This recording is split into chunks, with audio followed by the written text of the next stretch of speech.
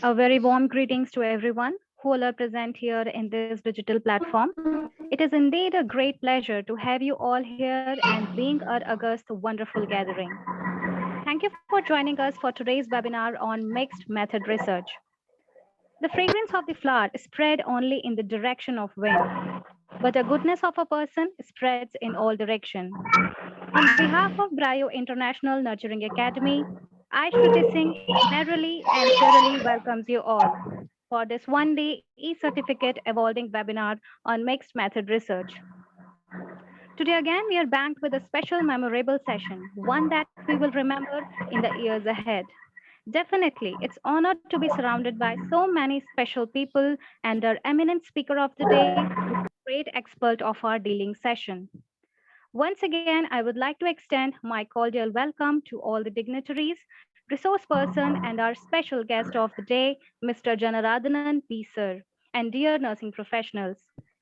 Before proceeding up, as usual, we have to stick up ourselves to webinar rules. That is, keep yourself mute. If it is needed, you can unmute. Keep your video off. Avoid multitasking like scribbling on active screen. Drop your queries in chat box in your control panel, or even at the end, you can interact with a resource person in order to clear your doubts. Now, dear participants, let me take you to our academy. Uh, so can we have our slides, please? Yeah. So this is our academy, and it's a new beginning and a new mindset, new focus, and a new start, new intentions, and new results. And here we all are in Bin Academy. We wish you be with Bin Academy. Let me inaugurate with your academy.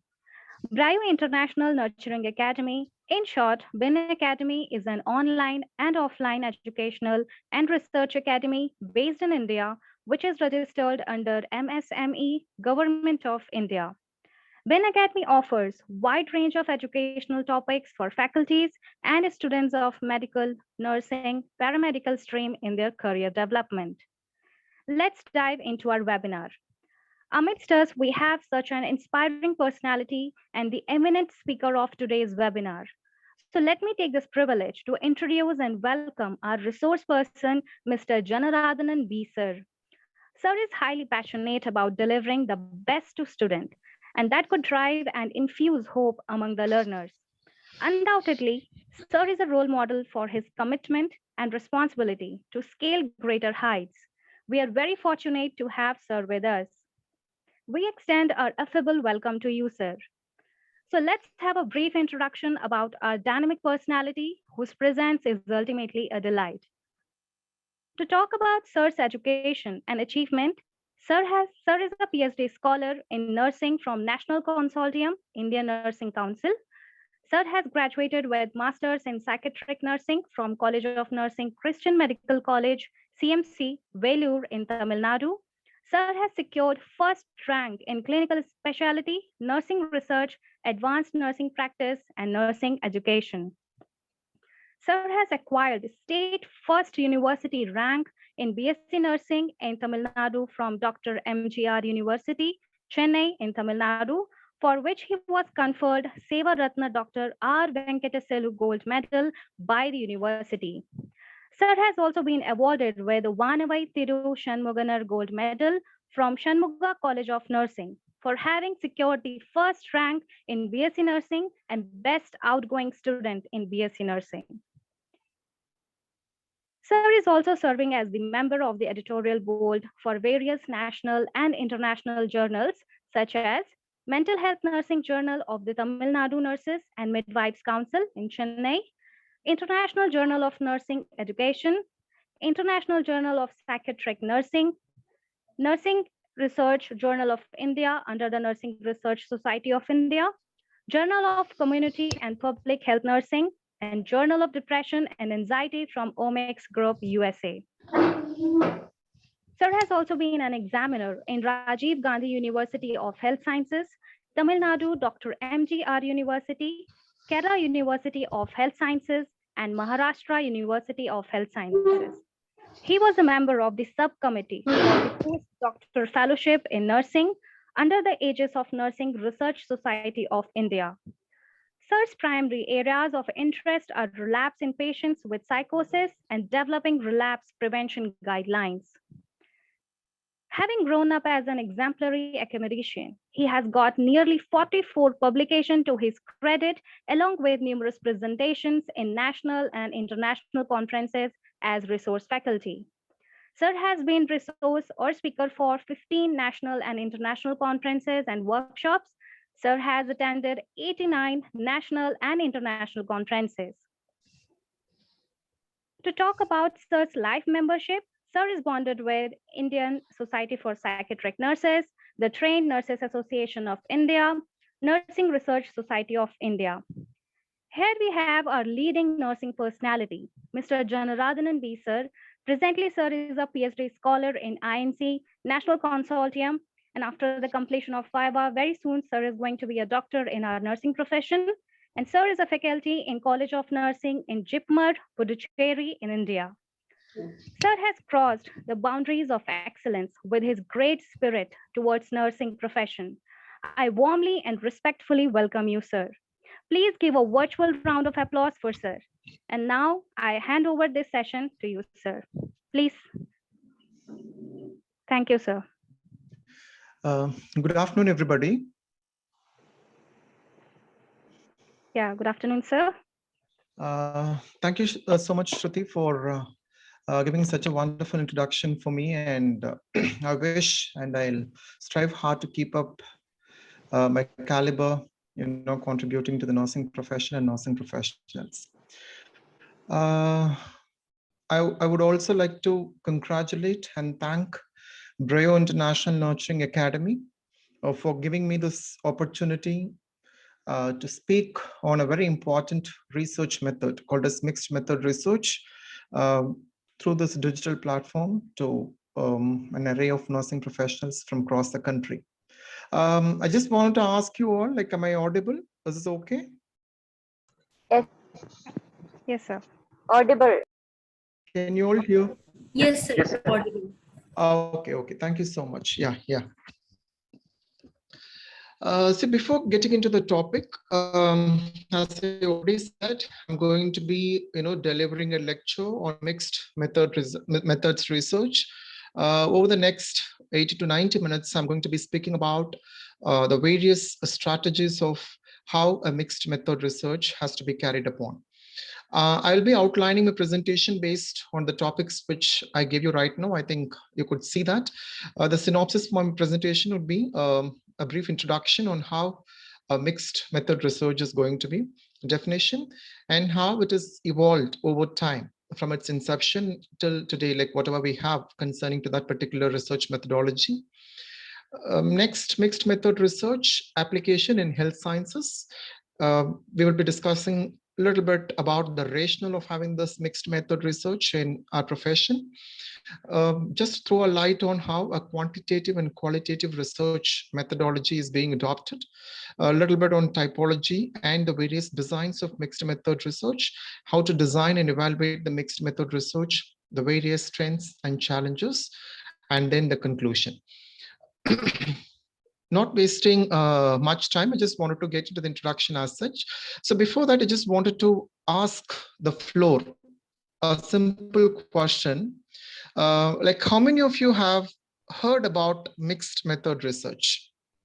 Could somebody tell me? I mean, could you give the answer? The poll is opened. Probably you can just give your answer there. Did you previously hear about mixed method research? You just give your response, yes or no.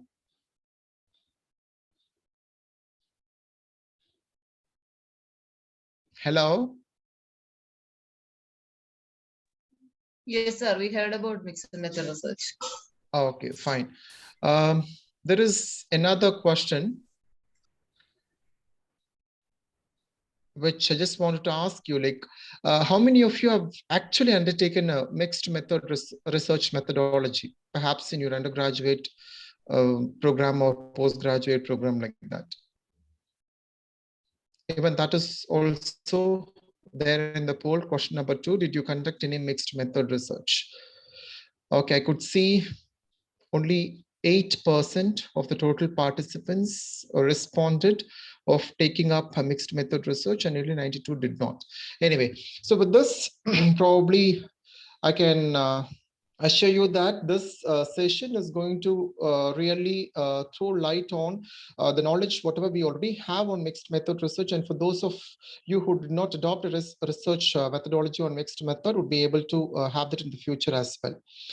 Okay, getting into the introduction, as I already said, there is always a debate which happens in our community as to how this quantitative and qualitative research methodologies are either connected with each other or different from each other.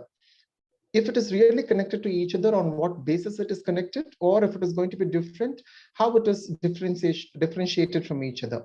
Or is there any particular opinion that if it is equal importance given to these quantitative and qualitative approaches and the inquiry, whatever we are having in that.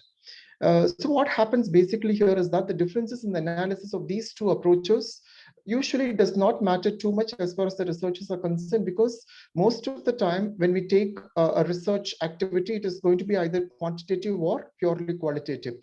Hardly people try to mix these two methodologies together. So as long as the mixture is not happening, then the analytical complications are also not going to happen there. When you look into the recent trend, the compatibility and the cooperation between these two particular approaches are going on increasing. And even researchers are also looking into various ways or measures to adopt a combination of quantitative and qualitative methodologies together, which is simply called as mixed research method. But we should at the same time understand the fact that the demand of these two approaches, which is replaced by the injection of these two approaches in combination, and that is how the mixed methods research has evolved. So what is mixed method research basically? There is always a debate. I mean, as I said already, there is a debate which is happening always. Hence, as researchers, we have to be very clear in getting an idea as to how this mixed method research methodology is applied in our profession. Mixed methods research or mixed method research collects data through both qualitative and quantitative approach in one particular study. So whatever study we are choosing, whatever area we are choosing, we are trying to employ both qualitative and quantitative aspect in that. And at the same time, we are trying to integrate the data which are collected separately using two different methodologies at some stage of the research process. And this is what we usually call as interface. I'll be discussing about that a little later in the forthcoming slides. And most of the time we should understand that this mixed method research is not just simply the ad hoc combination of qualitative and quantitative methods. See, many research scholars or many nursing professionals still believe that, okay, in order to make a mixed method research, I will just make one quantitative component and another qualitative component, and naturally it becomes a mixed method research. No, it is not so. So qualitative and quantitative methods should be combined using a specific or a particular process, and that is what we call as mixing at a very predetermined stage of the research itself. Especially during the planning stage of the research itself, this activity should happen. Unless otherwise it doesn't happen, it is not called as a mixed method research. So remember that.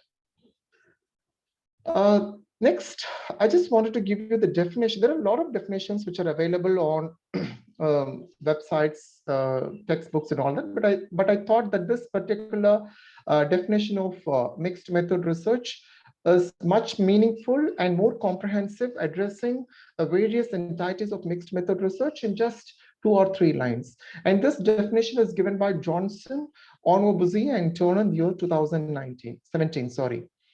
As far as the definition is concerned, the mixed method research focuses on research questions that call for real-life contextual understandings, multi-level perspectives, and cultural influences.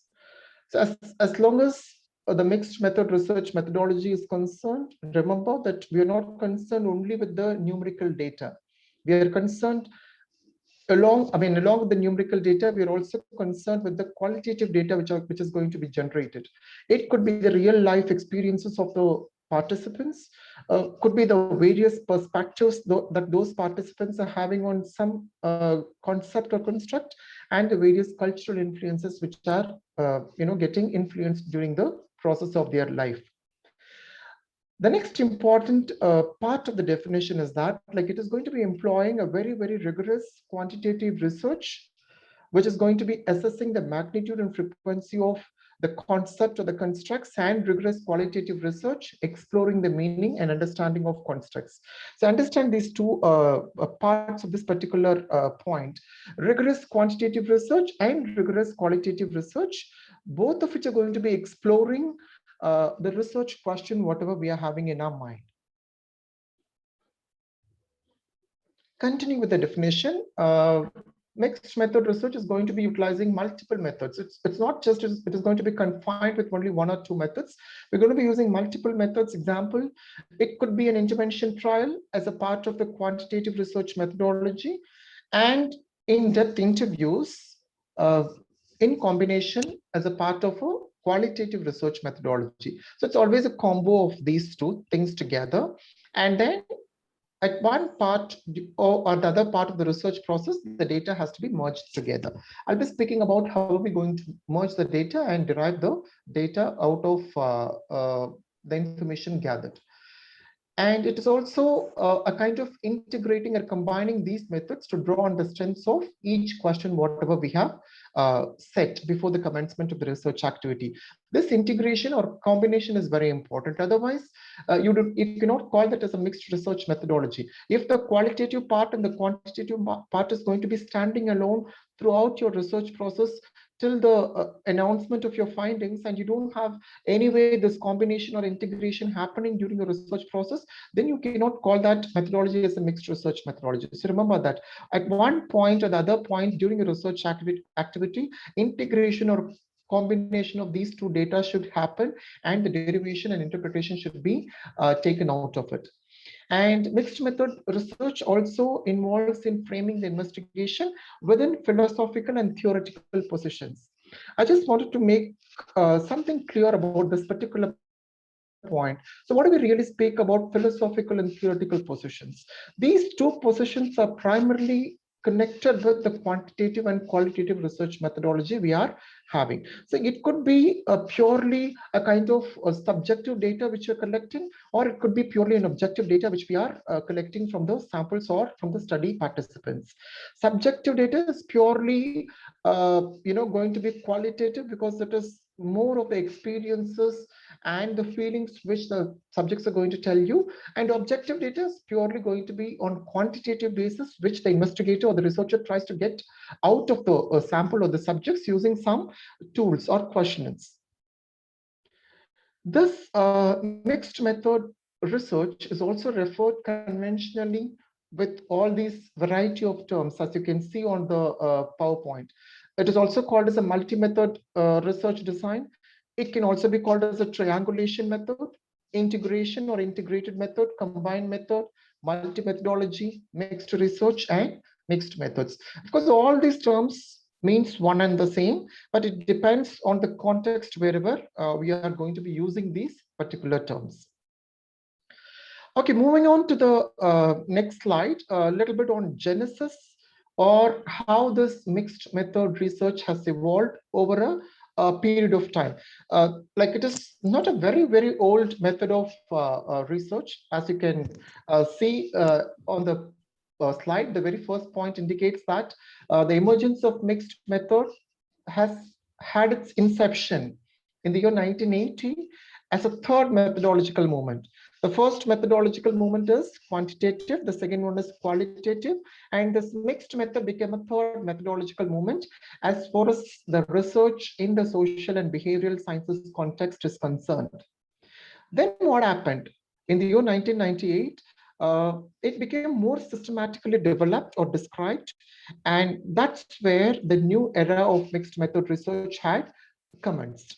And there has been a lot of increasing interest noticed in employing this method by not just the nursing professionals, actually speaking by professionals of various disciplines, and the necessity for advocating this mixed method research also had a very good start. And the evolution of understanding of what is mixed method research has also become very clear.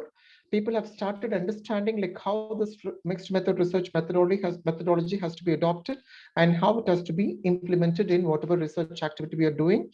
And later on, various designs of mixed method research had also evolved, had also been developed, and those designs had also been put into practice. The pros and cons of those designs were evaluated.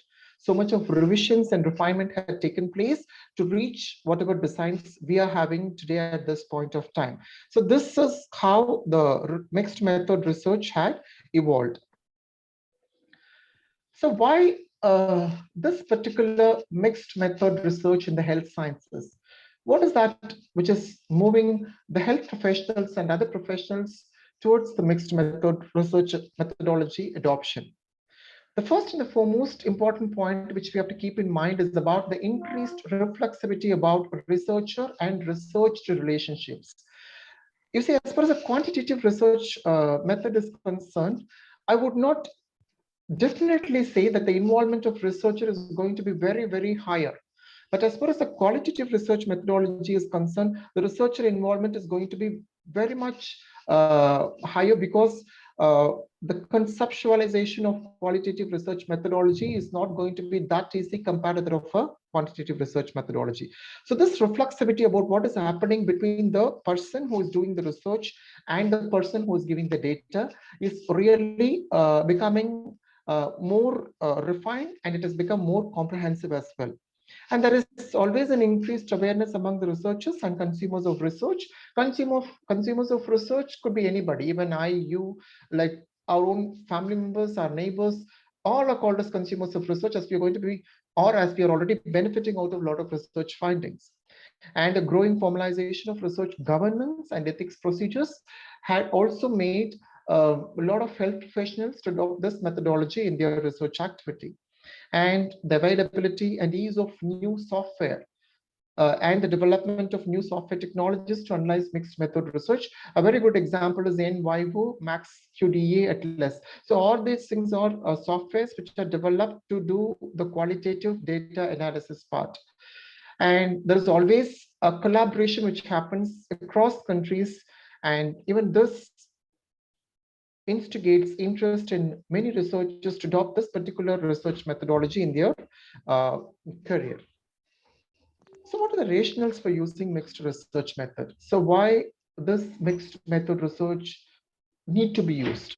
The first important point which you have to remember, the first important rationale which you have to remember is called as triangulation. So triangulation is basically a technique by which we try to collect, or a technique where we try to implement more than one method of data collection. So for example, the data collection is not just going to be only through a questionnaire. It could be also in the form of an interview, or it could be also in the form of getting data from health records of the patient, from reading the diaries of the individuals. So mixture of variety of methods of data collection is what we call as triangulation. And second important rationale is called as complementarity. Here exactly what is happening is like this particular research method actually clarifies and illustrates the results from one method with the use of another method. Like the results which are being obtained out of doing a quantitative part can also be used even to commence the qualitative part. Mostly mixed method research has been undertaken like that. Like whatever results, whatever inference I make out of doing a quantitative data analysis will give me a instinct, will give me a clue, to begin with my qualitative data collection. The next important thing is development. The results of analysis using one method shapes subsequent methods or the steps in the research process. This is what I have told you in complementarity as well. But then we try to build upon a lot of data, a lot of interpretations, inferences in order to get our objective attained and in order to get our research question answered at a larger context.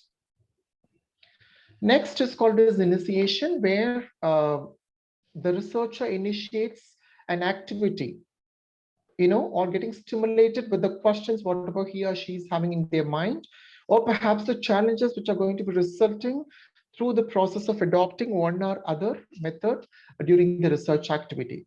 And next one is what is expansion, where we try to enrich the details which we are uh, getting out of one particular methodology over the other method. It's all about enriching your data. It's all about enriching the richness of your information collected through one particular methodology with the other methodology. One particular methodology, which I'm meaning is none other than the quantitative research method, the other one is qualitative method. But how well we are integrating these two and deriving our findings is very important there. Next slide, please. So why this mixing need to take place? Why at all we need to mix the data? So why can't I just leave, okay, quantitative data is analyzed, I've written the discussion, qualitative as phase 2 I have taken, I have analyzed the data, I have written the discussion separately. But why should I go about mixing these two data structure or data together? Because unless I mix these two data, I cannot call it as a mixed research methodology. That's what I've been insisting from the beginning. So first of all, as a researcher, when I'm taking up this particular research method, I need to corroborate, or I need to really mix the quantitative and qualitative data. Corroboration is not just merely mixing up.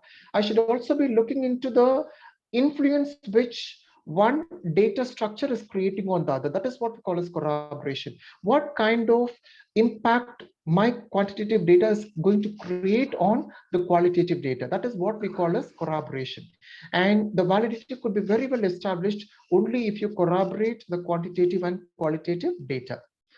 There are some weaknesses which are called as offset weaknesses in these two methodologies of quantitative and qualitative data, conventionally speaking. But we should try to draw the strength of the research. We should try to draw the stronger points of the research activity out of the weaknesses which are arising. I can give you one example. Especially when we're doing this qualitative research activity, I think few of you have already answered that you've already taken up a mixed research methodology, so definitely would have done a qualitative research activity also. So in qualitative research activity, the researcher cannot have everything pre-planned as how you have in quantitative research activity. The researcher may not be knowing like how long this data collection process is going to take place. So it's all depending on the point called as saturation. Till I reach saturation, till I really get contented myself with the data I collected from the samples, as far as the qualitative research methodology is concerned, I may not be able to stop the data collection. So this becomes a greater weakness because I do not know how far this qualitative data collection is going to take me in. But perhaps this weakness, if the researcher is really skilled and competent enough to address the weakness which is arising during the process of data collection, it can also be converted into a very stronger point of understanding the fact, okay, this qualitative data collection is going to take a little longer time. It may be lesser than what I have actually thought, or it may even go beyond the point of what I have actually thought in my mind. So converting the weakness into strength can also happen when you're doing a mixed research methodology. And completeness could be very well attained because in many quantitative research paper presentations, when you have done, people who are sitting and evaluating a presentation also would ask you a question, common question. So what are you going to do with this data? How this data is going to be useful to the community? So do you think that, the data which you've collected and the findings which you've presented so far is really sufficient? So if you're really a true researcher, definitely a question would have come to your mind that, am I really satisfied with whatever data I have collected so far? Though the data which I have collected is reflecting in the form of numbers, but still I just wanted to get the experiences. I just wanted to get more subjective information from the study participants. So how do I go about do that? So I can do that only by doing a quantitative data assessment, qualitative data research methodology. So this completeness could be achieved when you mix a quantitative data methodology with a qualitative research methodology. Next, a process. It is always having a process. I mean, research basically is having a process. We keep that in mind, and we must remember the fact that quantitative provides outcomes and the qualitative data actually gives out the process as how a particular process. Example, how the reaction of a group of community people happens towards a natural disaster. This is actually a process. Okay, so this can be evolved only by corroborating a qualitative part with that of a quantitative part.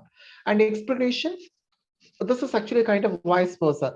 Quantitative should be able to explain about the qualitative data, and qualitative in reverse should also be able to explain what kind of quantitative data you have collected in your study. In simple terms, your quantitative data collection, your quantitative research methodology should always have a connection with whatever qualitative work which you're doing in a particular study. And sometimes you really get unexpected results because the qualitative component is also included. You may not know what kind of results are going to be coming out of your qualitative research data collection.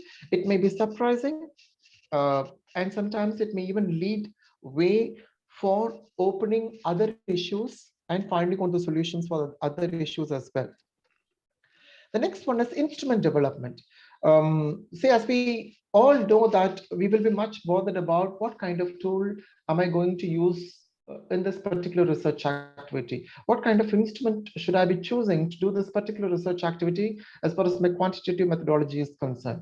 But many times, how many of us had really thought that how this tool had simply evolved, how this particular tool which I'm using for my study had evolved, had come out of mind of some people. It is purely because of a qualitative research methodology. Usually, qualitative research methodology could be employed to design and develop instruments. So, whatever instruments we are having today could have been developed by employing a lot of qualitative research process in that. And the credibility, both approaches enhances the integrity of findings, and qualitative provides context and the quantitative research provides more generalization. And as far as the utility is concerned, the data which are collected using this particular research methodology is going to be giving inferences, findings, which are more useful to practitioners who are working in real life situations. Okay, before getting into the research designs of mixed method research methodology, I just wanted to give you a little bit of reiteration on the nature of how a quantitative research is undertaken, a nature of how a qualitative research is undertaken, and how the mixture happens actually. So as far as the quantitative research methodology is concerned, it is basically a mode of inquiry used often for deductive research. Deductive research simply means from general to specific. Okay, from general to specific. You have a lot of questions in your mind, general questions, but then you're trying to delineate that using a deductive reasoning, and you're trying to find out the specific reasons for why this is happening and why that is not happening and all that. And here the goal in quantitative research for most of the researchers is always to test the theories or hypotheses, gather descriptive information, or examine the relationship among two variables. So what is the relationship between stress and coping? What is the relationship between the financial status of an individual and the nutritional status? So here we try to examine the relationship among various variables which are a part of a study. And these variables are usually measured, and it yields numeric data that can be analyzed statistically. So statistical analysis is highly connected with your quantitative research methodology. And we also must remember the fact that the quantitative data have the potential to provide measurable evidence. It helps us to establish the cause and effect relationship, what causes and what is the effect. Because of this particular cause, what is actually happening? And it also yields efficient data collection procedures because everything is structured. In quantitative research, as researcher, we have everything structured in our hand. You don't have to really break your head, because before you actually step into the quantitative research data collection, everything is very clear in your hand. Whereas in case of qualitative, you don't know, you don't collect qualitative data with any kind of preparation. You just directly enter into the process of data collection with no preparation as such. So that is what we call as qualitative data collection. But in quantitative, everything is actually in your hand. Everything is structured. Everything is very clear. You are very clear about the administration of a questionnaire, administration of a Likert scale like that. And it also creates a possibility. I refer here the quantitative research method also creates a possibility of replication and generalization to your population, because the sample size is going to be very higher and generalization is also possible to a maximum extent. Perhaps it facilitates the comparison of groups and to provide insight into your breadth of experiences. We try to compare two different groups. Usually we have an experimental group, control group, or it could be within group comparison, or it could be two different completely unrelated groups, or it can be two different groups, but still receiving various treatments as such. So it happens here. So comparison always happens and it can be quantified very well as such here. And these are some of the quantitative research approaches we usually use in health sciences. And of course, I don't have to tell you all this because you must be very much aware about all the various types of research methods which we use in quantitative methodology. It goes on like this, like descriptive surveys, observational studies, case control studies, RCTs, and time series designs. So this is, I just put the entire quantitative research methodology in just 2 slides to just give you a quick recap before proceeding on to my mixed method research methodology. Next, coming on to the qualitative research, I told you already, you can just split this word qualitative into quality, like quality, you cannot measure the quality numerically. You can only measure the quantity numerically. Quality cannot be measured numerically. It is purely subjective. You can only feel it. You can only express that in your own point of view. You cannot make others understand as to how you feel one experience with more Excuse me, quality sir. than. Can you repeat the last slide? Can you show the last slide before this slide? Is this one you want? I want the last slide that you have shown where the qualitative different approaches like the descriptive approaches are there. I also want to take that glance of that approaches against one. Yeah, just a minute. Yeah, now you could see Thank that. you. You could see that descriptive surveys, observational studies, case control studies, RCTs, and time series designs. Are you clear now? Sir, wait for a moment. Yeah.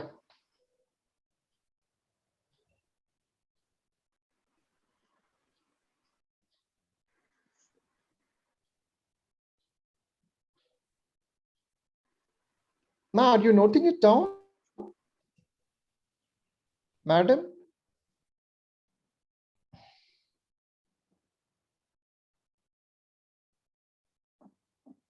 Can I go ahead?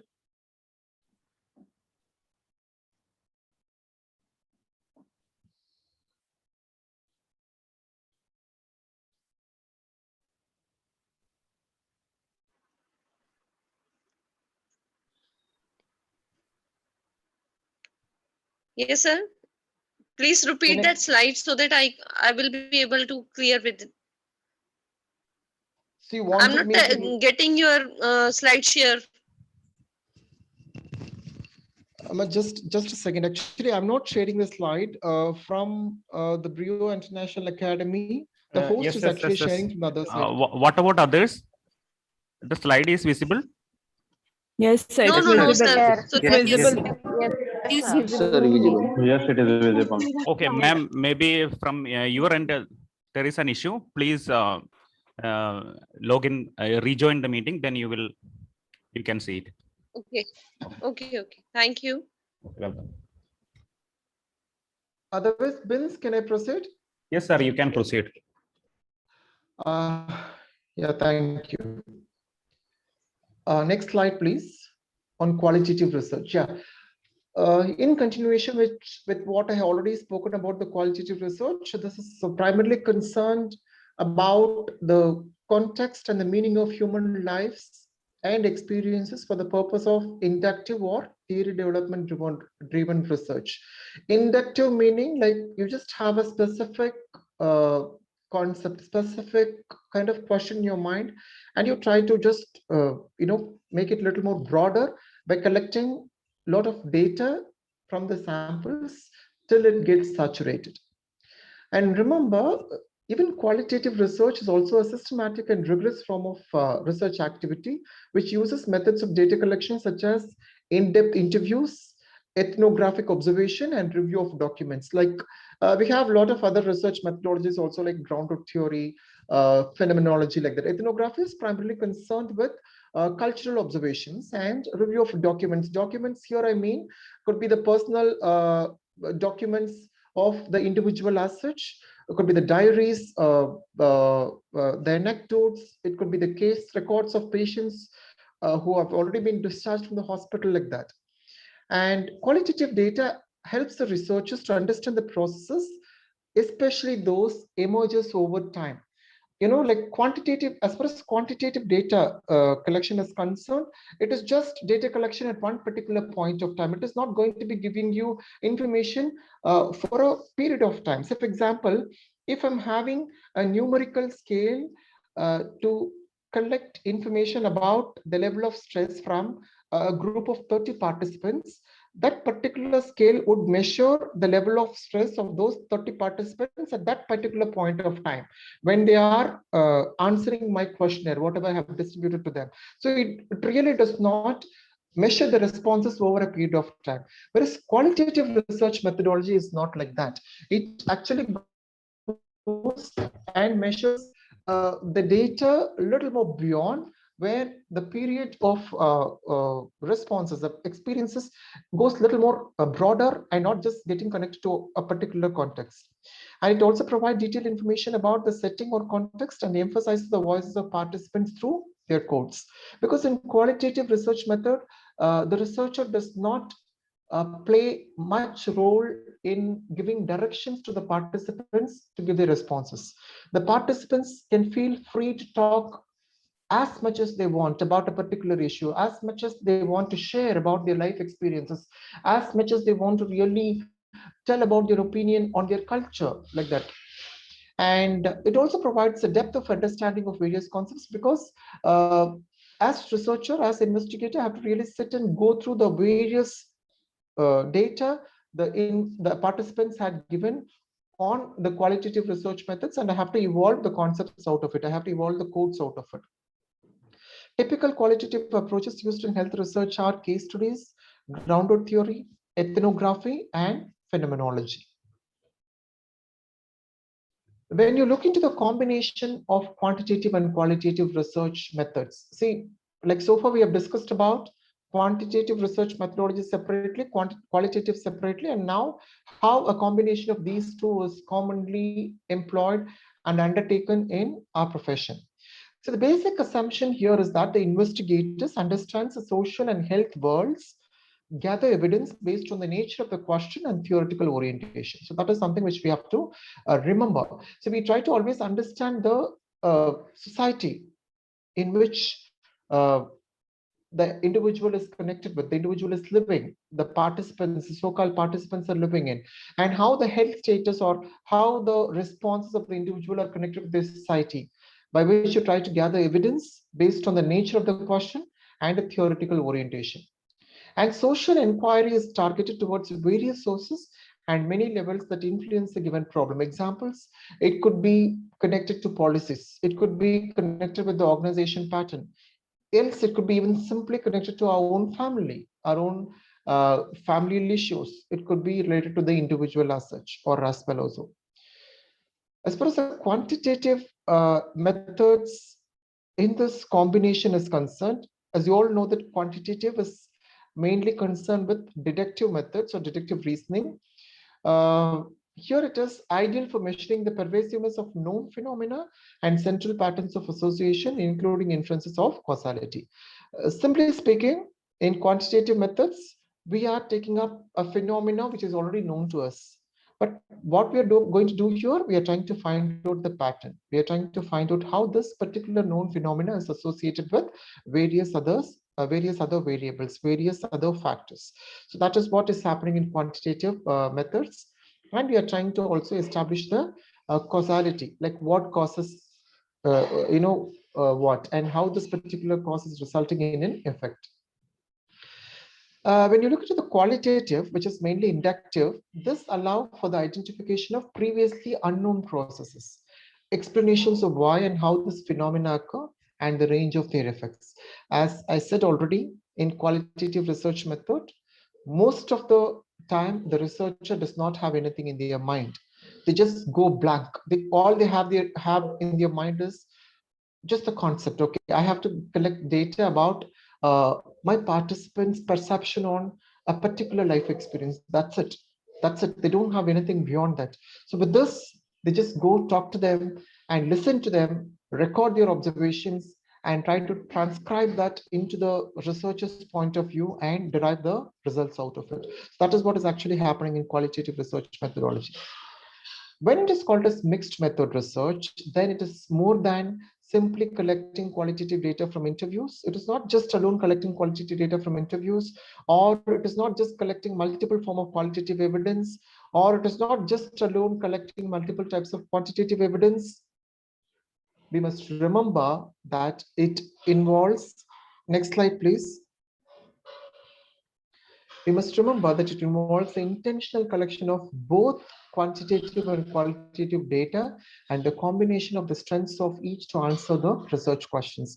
Remember, it is a combo of both. That is why I use the word combo, combination of these two things together. It can never be a standalone method at all. Okay, when we look into the typology of mixed methods research, so always we have to remember this 4 central questions, which always informs us the design of a mixed method study. The first question is, in what sequence will the qualitative and quantitative data collection be implemented?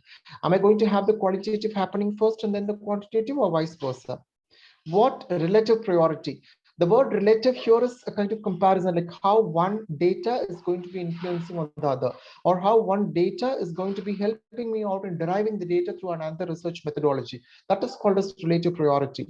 So what should be given priority here, like whether it is qualitative data or quantitative data, what I'm going to do first. So that is called as relative priority. So what priority is going to be given to the qualitative and quantitative data collection and analysis? At what stage of the project? Listen carefully. At what stage of your research project will the qualitative and quantitative data be integrated? So at what point I'm going to integrate the data together? That is called as interface. So I'll tell you one thing, this integration can happen even during data collection itself. This integration can happen at the stage of analysis, or this integration can happen even at the stage where you're sitting and feeding your data on various softwares to analyze. Or sometimes the integration can happen even when you're writing the discussion part, when you're writing the results. So it can happen at any point, but as researcher, I must have in mind at what particular point am I going to have this particular integration taking place.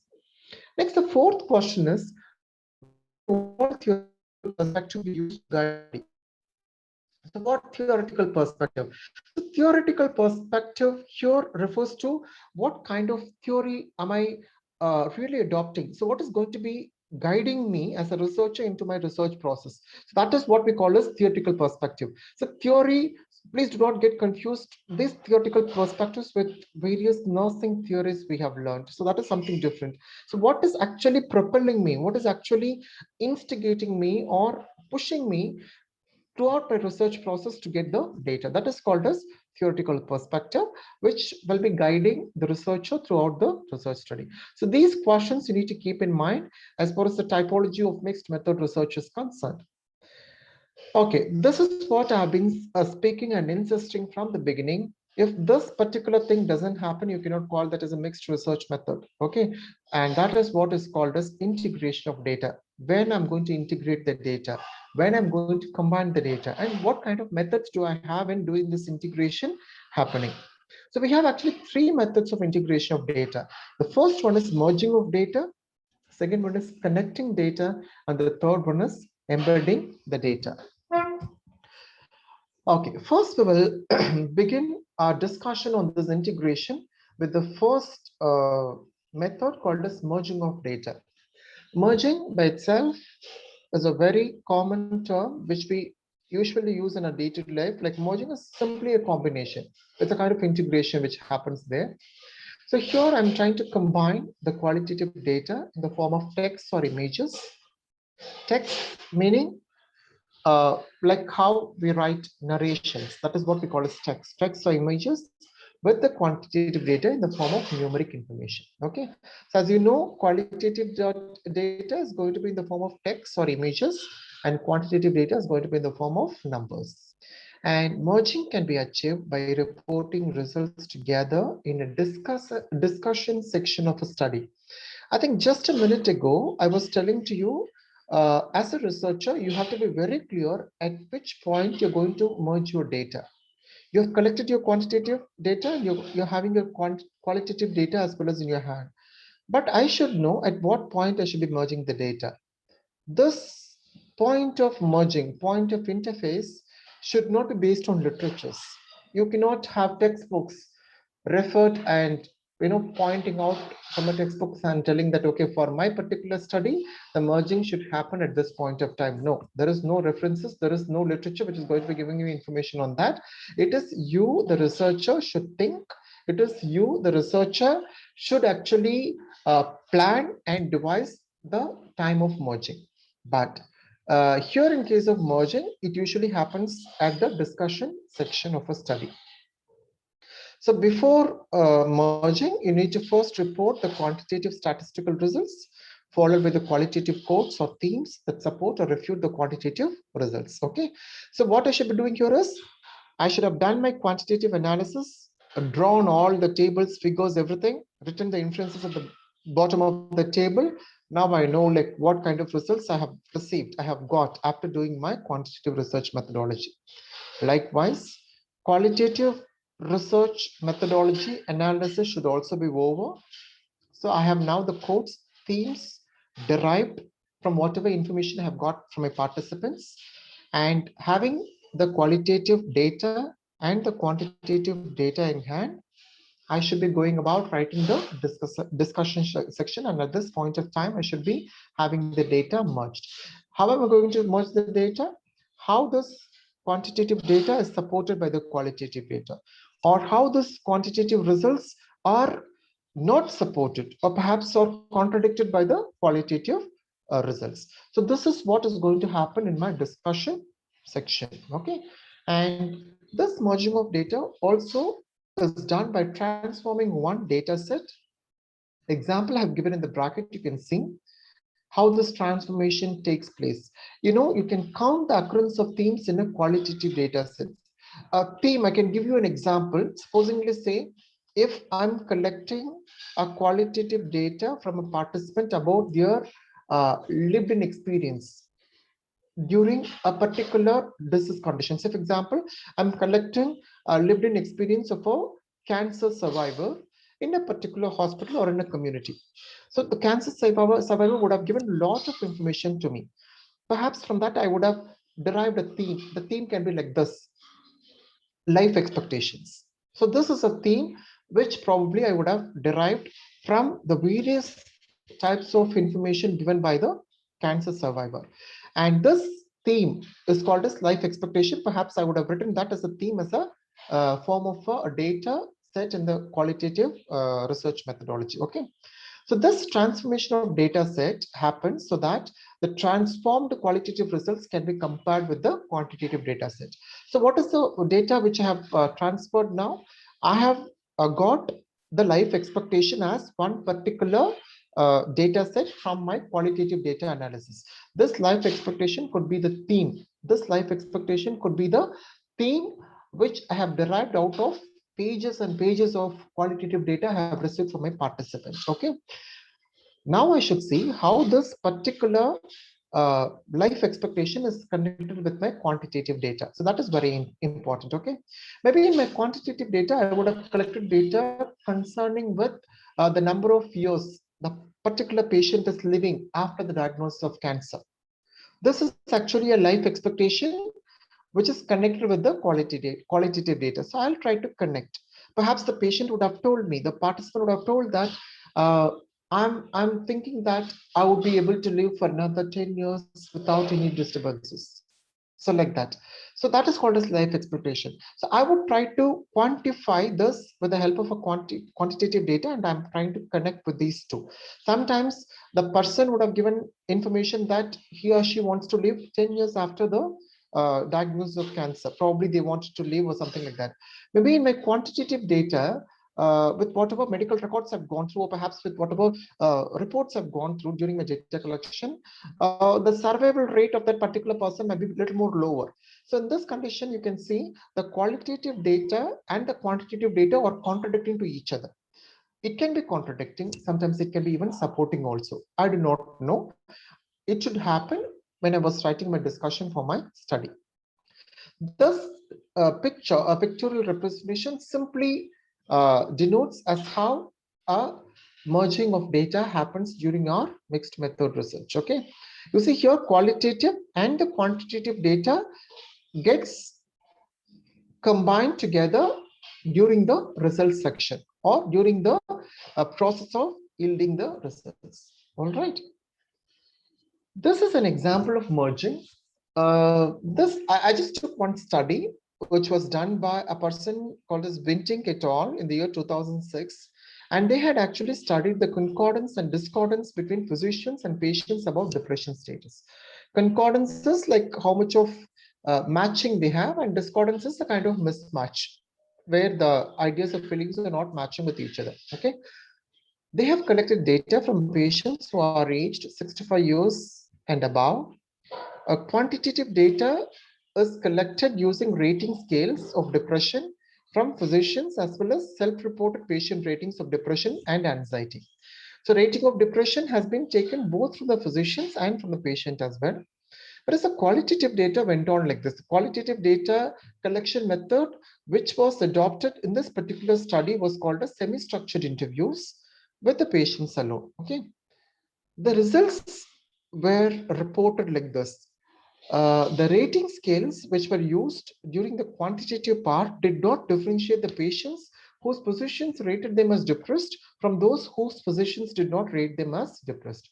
Very simple. This is what I have been telling even in the previous slide also. Patients were thinking, or the patients have given responses that they are not depressed, but the physicians of those patients given the report that the patients are depressed. You just imagine. So you cannot, this is what is called as subjective and objectivity. See, depression is purely subjective. Just because I'm sitting very calm, quiet, aloof, not talking to anybody, you cannot tell me as depression. Probably my facial expression is like that, but internally I'm very happy. Internally I'm staying very happy. So subjectively, if you ask me, I'm not having depression. But when you look objectively, when somebody else is looking at me, he or she feels that I'm having depression. So this is where the contradiction happens. This is where the discordance happens. So situations like this, you can employ mixed method research to really find out what is happening with the person who is giving the data and the person who is recording the data. So this is what we call as mixed method research, and this is what we call as merging of data. Here, qualitative themes, however, identify the typology of different emotions and feelings by patients towards the physicians. Differing emotions. The word itself is clearly giving you the meaning. Qualitative themes have derived with differing emotions. Qualitative themes have been derived with differing emotions and feelings by patients towards their physicians. But the physician's point of view towards the patients were different, but the patient's point of view towards the physicians were actually different. Next, second method of integration is called as connecting data. This integration involves analyzing one data set, example, a quantitative survey, and then using the information to inform the subsequent data collection, like interview questions, identification participants to interview. So with whatever data I have collected through the quantitative method would be used or would be used to connect with my further data collection using the qualitative method. In this way, the integration occurs by connecting the analysis of results from the initial phase with the data collection from the second phase of research. Meaning, in the previous integration in merging, I have done my qualitative analysis separately, and then I have merged the data of these two things together in the discussion section. But in case of connecting data, in case of integrating data by connection, what am I doing here is I'm finishing only my quantitative data collection, finishing my quantitative data analysis, having my findings in hand. With those findings, I'm trying to start with my qualitative research process. So this is what we call as connecting data. Okay. And this diagram illustrates it very clearly. You see, from qualitative, I'm ending on quantitative and then the results. It could be vice versa also. But one leads to other and then you get the results. It is here the quantitative data and qualitative data are not joining together to give the results. Quantitative gives the results and this helps me to start with the qualitative data collection and that helps me to give the results finally. It is like that, one after other. This is an example of another study which could be very beautifully giving you details as to how this connection of data takes place during the mixed method research methodology process. A study done by Dawson et al. They have actually done the study for nearly 7 years. They have actually studied on drinkers, especially non-abusing drinkers who are diagnosed with hepatitis C. So here they have done an initial qualitative component based on interviews and internet postings describe new decision factors related to curtailing the consumption of alcohol. So what they have done here is like they have started with the qualitative component. They did not begin with the quantitative component. They have actually began with the qualitative component. They have done interviews and then based on the findings they have obtained during the interviews, they have even done internet postings describing the new decision factors related to curtailing the consumption of alcohol. And these findings were used to develop new items for a quantitative instrument, which was administered in the second phase to assess the prevalence of the new factors and their association with current drinking. You see how beautifully they have done the study. They have done the study in 2 different phases. The first part is qualitative research process. The second one is quantitative research process. Qualitative research process, they have done interviews, gathered information, gathered data. From that, they have developed an instrument. And then that particular instrument, it could be a questionnaire, it could be a Likert scale, it could be a another form of instrument, a simple checklist. And that has been used for the second part of data collection called as a quantitative research methodology. And they have tried to find out the various factors newly and their association with current drinking. In this form of, okay, yeah. Next is actually another form of integration of data, which is called as embedding data. Embedding is actually, I think you must have heard about the word embedding of zygote in the uterus, something like that. Okay, embedding is getting a kind of mixture within another data set. It is like inserting one data into another data. It's called as embedding. In this form of integration, a data set of secondary priority is embedded within a larger primary design. So for example, maybe in a particular study, my primary priority is quantitative data research methods. And then my secondary priority would be a qualitative data research methods. So primary priority is always first and secondary priority is always second. So here my quantitative research is going to be a larger primary design and my qualitative research is going to be perhaps a smaller secondary design. So when I'm trying to integrate my qualitative data set into the quantitative data set, it becomes an embedding data. Okay. An example of this embedding data is the collection of supplemental qualitative data about how participants are experiencing an intervention during an experimental trial. Okay. Here, the experimental trial at the RCT is my primary design, in which I also wanted to get some supplementary information during my trial. Those supplementary information could not be quantified. If it could not be quantified, then an obvious method which I have to adopt is a qualitative research method.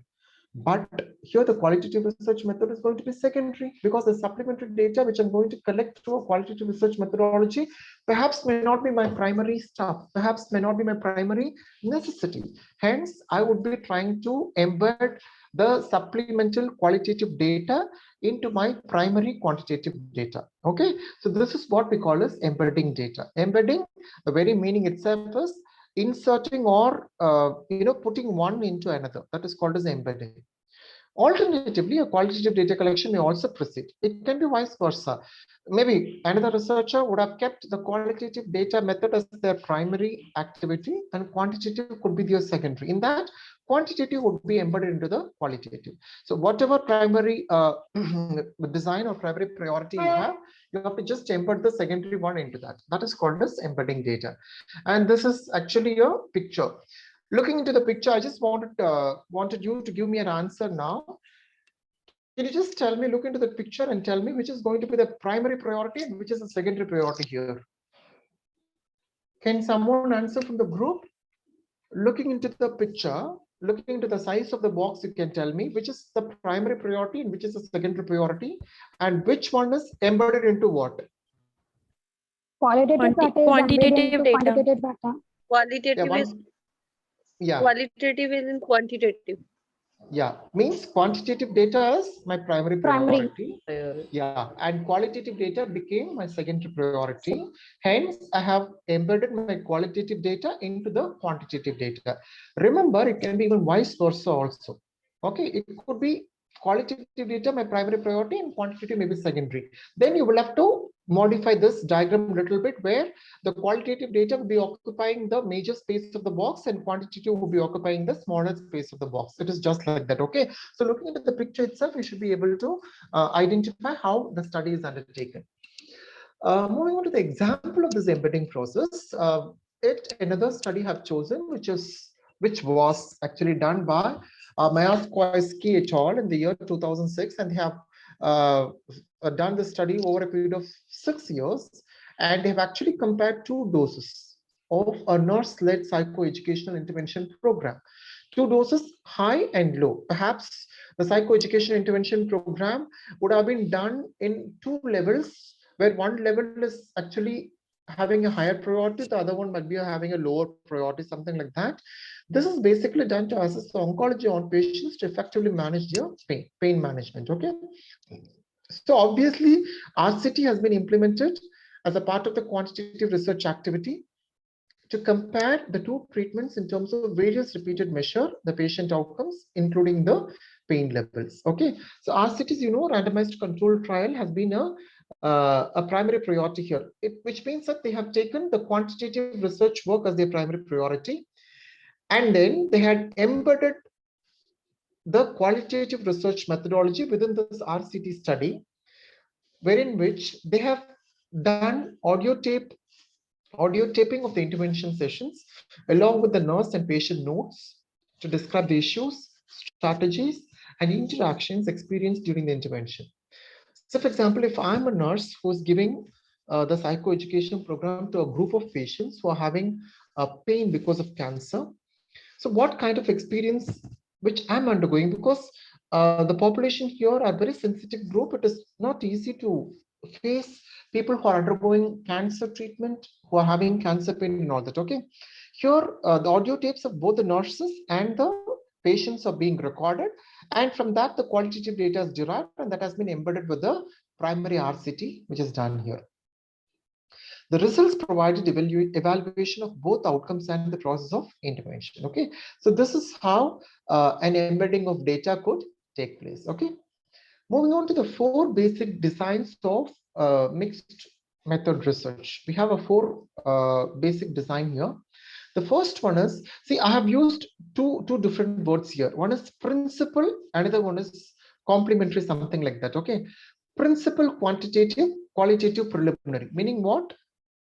The important thing is quantitative, and the qualitative become a supplementary data research method here. The second one is principal, quality, just opposite. Principal, qualitative, and quantitative became preliminary here. The third one is complementary quantitative, and qualitative follow-up is being done, and complementary qualitative and quantitative follow-up is being done. It's all just the vice versa of one another. Okay, these are the 4 basic designs. Okay, when you look into these 4 basic designs, I understand that this might be a little bit tricky. Hence, I thought that I should share with you the specific designs which is basically implemented or basically adopted by any researcher for doing a mixed method research methodology. So here we have 4 different designs which are very specific to any mixed research method concept. The first one is sequential research design, which is having two different types. The first one is explanatory sequential design. The second one is exploratory sequential design. And the next one is convergent or parallel or concurrent design. The third one is embedded design or nested design. The last one is multi-phase design. So now I'm going to take you through in detail each of these designs with examples of various studies undertaken with each of these specific designs. All right. And then the first design is exploratory sequential design. Here, can you just look at the second point, second bullet I've given very clearly. Quantitative, an arrow mark, qualitative. Okay, look at the arrow mark. The arrow mark is pointing towards qualitative, which means from quantitative, the data, whatever, the results, whatever, the findings, whatever I have obtained is deriving way for me to go ahead with the qualitative data collection, okay, qualitative method. Here, the quantitative data are collected, analyzed first, and then the qualitative data is collected, and then the qualitative data is analyzed to help the explanation on quantitative data. This is called as explanatory sequential. Sequence is one after another. It could be a downward arrow mark or could be a reverse arrow mark, upward arrow mark. Hierarchy we usually tell, like from top, next lower arrow mark, next like that. Okay, this is what we call as a sequence. Example of explanatory sequential method. This again a study which I've taken. The aim of the study is to identify the levels of stress among new graduate registered nurses working in emergency room settings.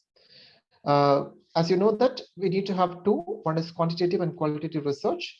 Quantitative research methodology involved a survey, a national survey of new registered nurses working in ER settings, that is emergency room settings, measuring the level of workplace stress.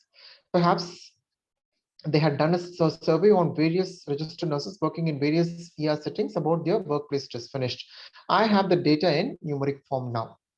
Next, with that data, I'm proceeding on with my qualitative research method by conducting personal interviews with a minimum of 15 to 20 new registered nurses working in ER settings to discuss their experiences with stressful work situations. Okay. In the first phase of the study, I just collected numerical data. Stress level. Okay, stress level could be mild, moderate, severe. Okay, fine. I got this. Severe might be above 75%. Moderate is somewhere between 60 to 75, and lesser than 60 or lesser than 50 is going to be mild, something like that. Okay, so quantitative part is over.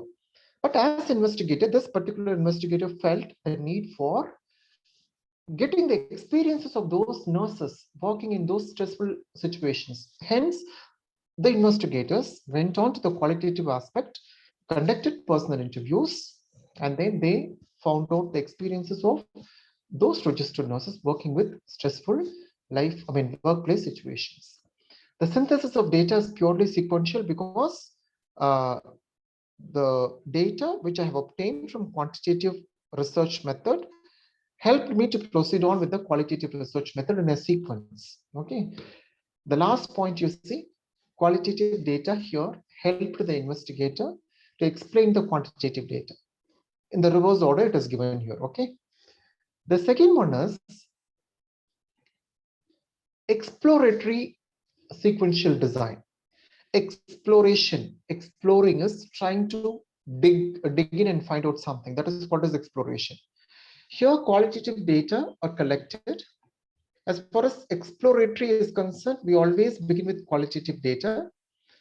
We analyze the qualitative data first. Then we go ahead with the quantitative data collection. And then we used to find the, we used to test the findings empirically. It's in the reverse order. This is just opposite to what we have discussed before in the explanatory sequential design. You see, the second bullet I've given, qualitative data leads to quantitative data. Just the reverse of explanation. Okay, explanatory sequential design. Example, the same study has been taken as an example here. We just see, identify the highest sources of workplace stress for new RNs working in hospital emergency rooms, the same study. As far as the qualitative part is concerned, they have done focus group discussion collected the data from newly registered nurses working in various hospital emergency rooms within a local health service area to discuss about the workplace stress. Okay, first, the workplace stress experiences of these registered nurses have been collected using focus group discussion. Okay, and then the investigator went on to do the quantitative part. What he or she has done here, the qualitative data which was collected during the first phase was used to create a national survey administered to all RNs working in emergency room about source of workplace stress experienced within their first year of practice. So depending on the data which I have obtained through the focus group discussion, I have prepared the format of conducting the survey, and then the investigator, I refer to the investigator of this particular study, and then after preparing the survey based on the qualitative data, they went on to do the quantitative research method. Okay, here the synthesis of data is purely sequential. From qualitative, it went on to quantitative like that. Okay, looking at the last point here, the qualitative data information collection of quantitative data which verify the qualitative data. Okay, as far as the qualitative data information collection here in this particular method is concerned, you do that first and then you are proceeding with the quantitative research methodology. All right, so these are the pictorial representations of these two sequential designs which we have discussed so far. The first one is explanatory sequential design.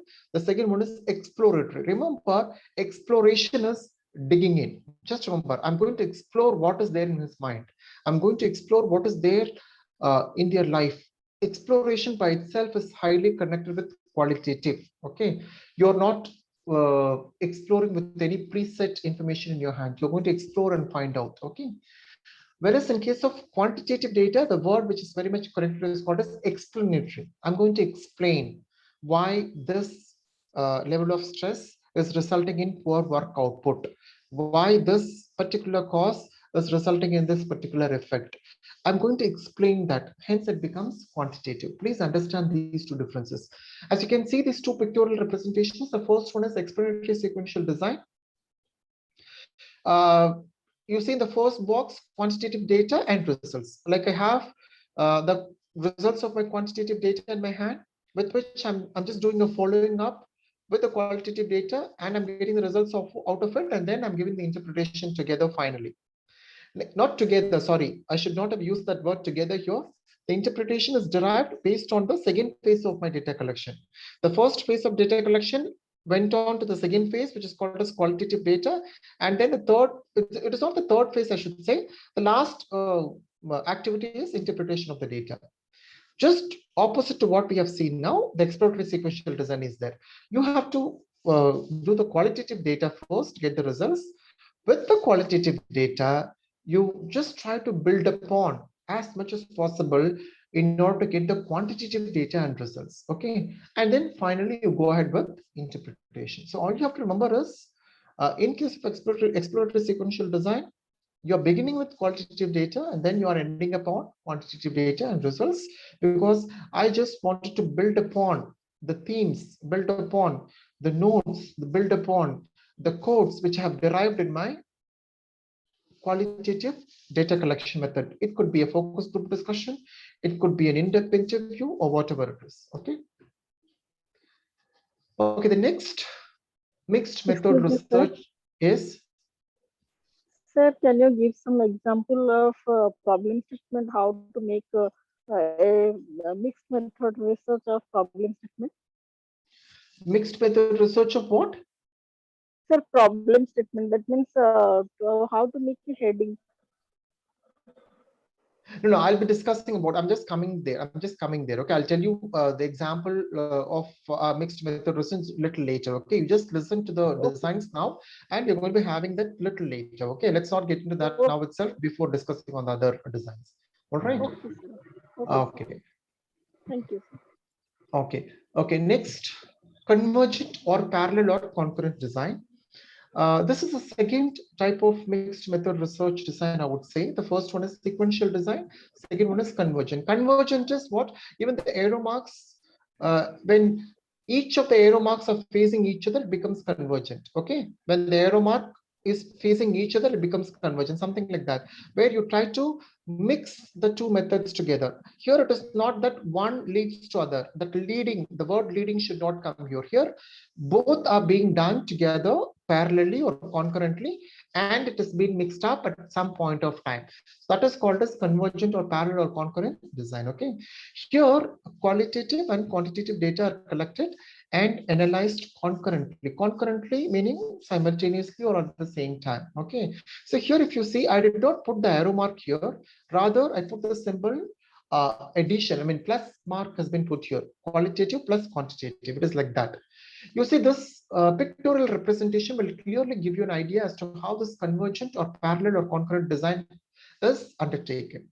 As you can see, both the arrow marks are converging together into the interpretation process. All right, quantitative data and the results and the qualitative data and the results both are being converged together, and the interpretation has been derived or has been made. This is an example. Somebody has asked me a question. I'll tell you like how a problem statement could be identified, I mean, could be written here. So this particular study, again, the same study I have taken on emergency room setting experiences of registered nurses. The aim of the study is identify the sources of stress for registered nurses working in emergency room settings, personal coping strategies used, and types of programs or support systems provided by the hospitals to overcome the stress, something like that. Okay. So we have to naturally look into both the part, quantitative part and qualitative part.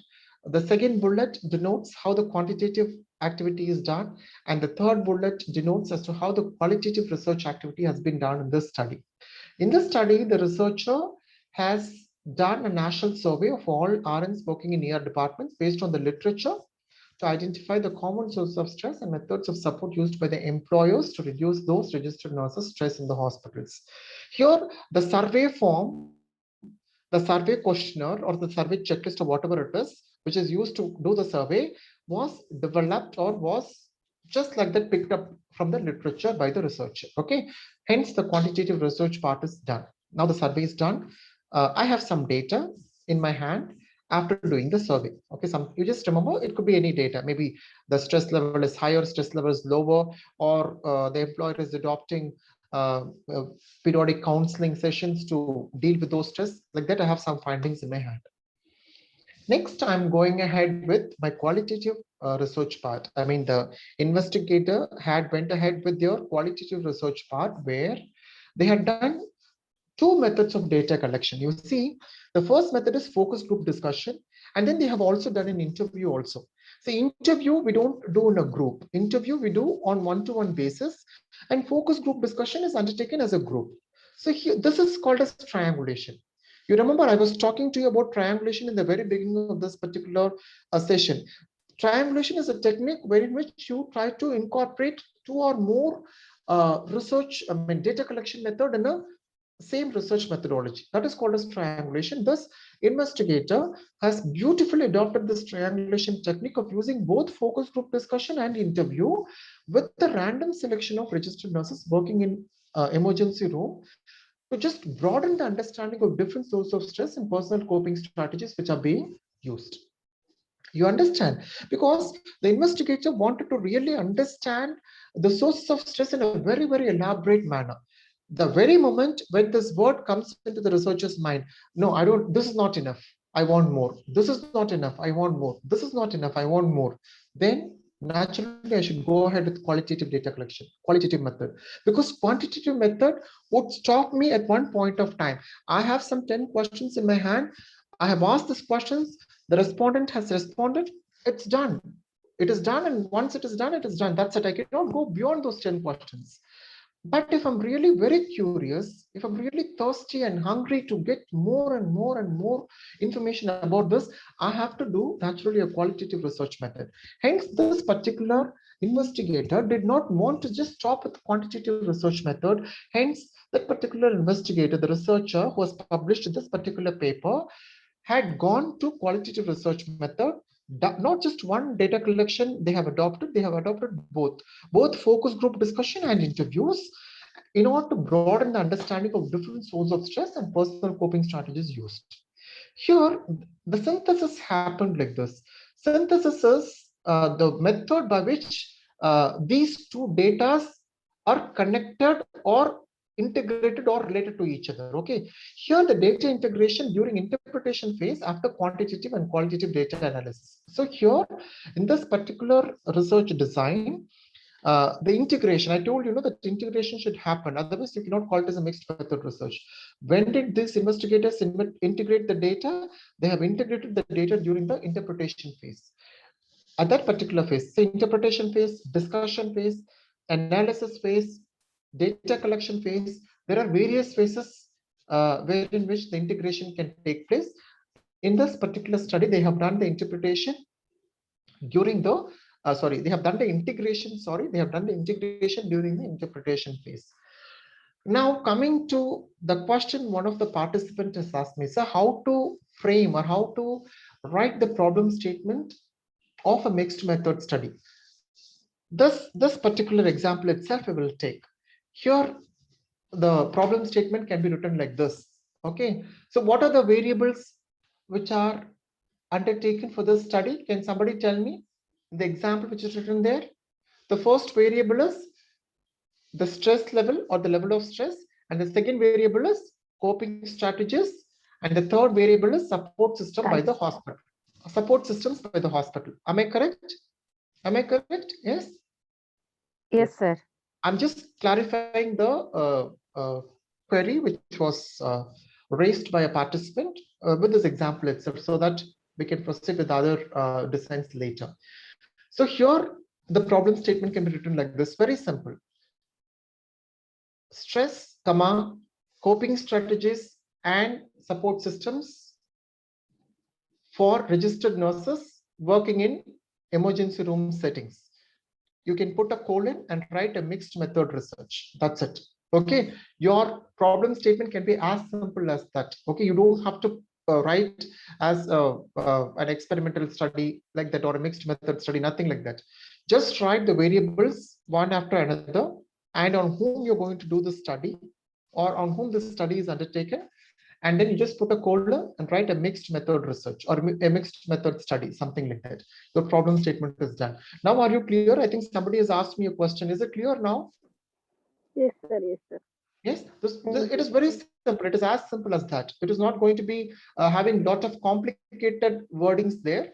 Just look into the variables under the study, like whatever variables you are having in your mind, whatever research questions you're having in your mind, you just convert those research questions into variables, write those variables and put a colon and write as a mixed method study or mixed method approach, something like that. Okay. Okay, next moving on to the third design. The third design is embedded or nested design. I do not know how many of you are establishing a connection with the designs, whatever we are learning now, with the integration which we have learned before. I think integration, you remember, we have learned about 3 different types of integration of data, embedding and all that we have already discussed. Okay, so the designs are also directly connected with the techniques of integration which we have learned already. Okay, so this is not going to be very complicated in understanding, because if you remember the methods of integration of the data in mixed method research, the designs are very simple. Okay, the third type of design which is used in mixed research methodology is embedded or nested design. Okay, the very much meaning of the word nested here is like how an egg has been put inside the nest and how it is taken care of. Probably the egg is little smaller, whereas the nest is little bigger. The nest actually serves as a primary priority and the egg serves as a secondary priority. Remember, I was showing you a box in which the quantitative data was lying outside, which is primary priority, and there is a small box inside which becomes a secondary priority. You remember? So that is called as the embedding. That is called as the embedding. That is what is called as nested design. One particular priority is interwoven or connected with the other one. So here, as I said, embedding could be done in any order. It could be either qualitative or quantitative as a main research design, with the alternative paradigm embedded with the study to answer a complementary question. Okay, it can be, you see, the third and second and the third bullet, qualitative plus quantitative or quantitative plus qualitative. I have written qualitative first in caps, which means that the qualitative research method is the primary priority there, whereas the quantitative becomes secondary priority. Here, the qualitative can be compared with the nest, and the quantitative can be compared with the small egg. Whereas in the third bullet, you can see, that is why I put that in caps, QUAN, meaning quantitative data becomes my primary priority, whereas qualitative, which is written in lowercase letter, becomes my secondary priority. Here, the quantitative becomes a nest and the qualitative becomes a small egg, which is embedded with that. Okay. Okay, look into Sir, the I have one example. question.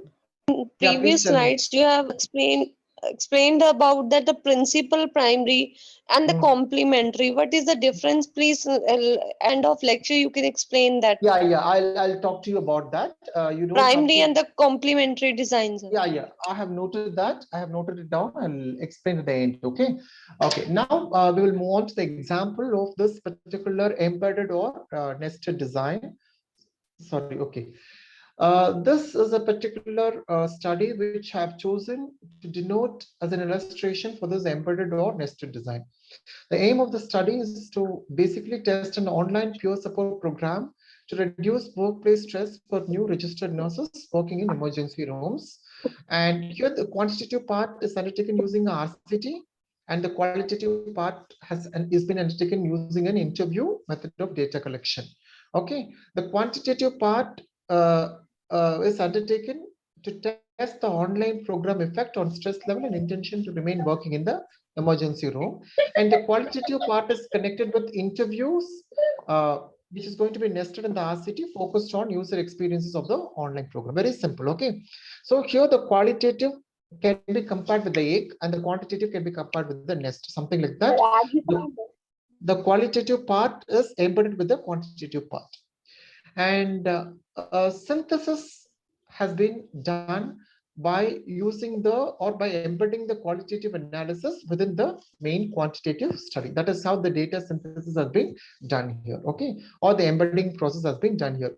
Synthesis is nothing but how the integration has happened here. Integration, how the integration of data has been done here. Look into the picture. I think this is very beautifully giving you the denotion of this embedded or nested design.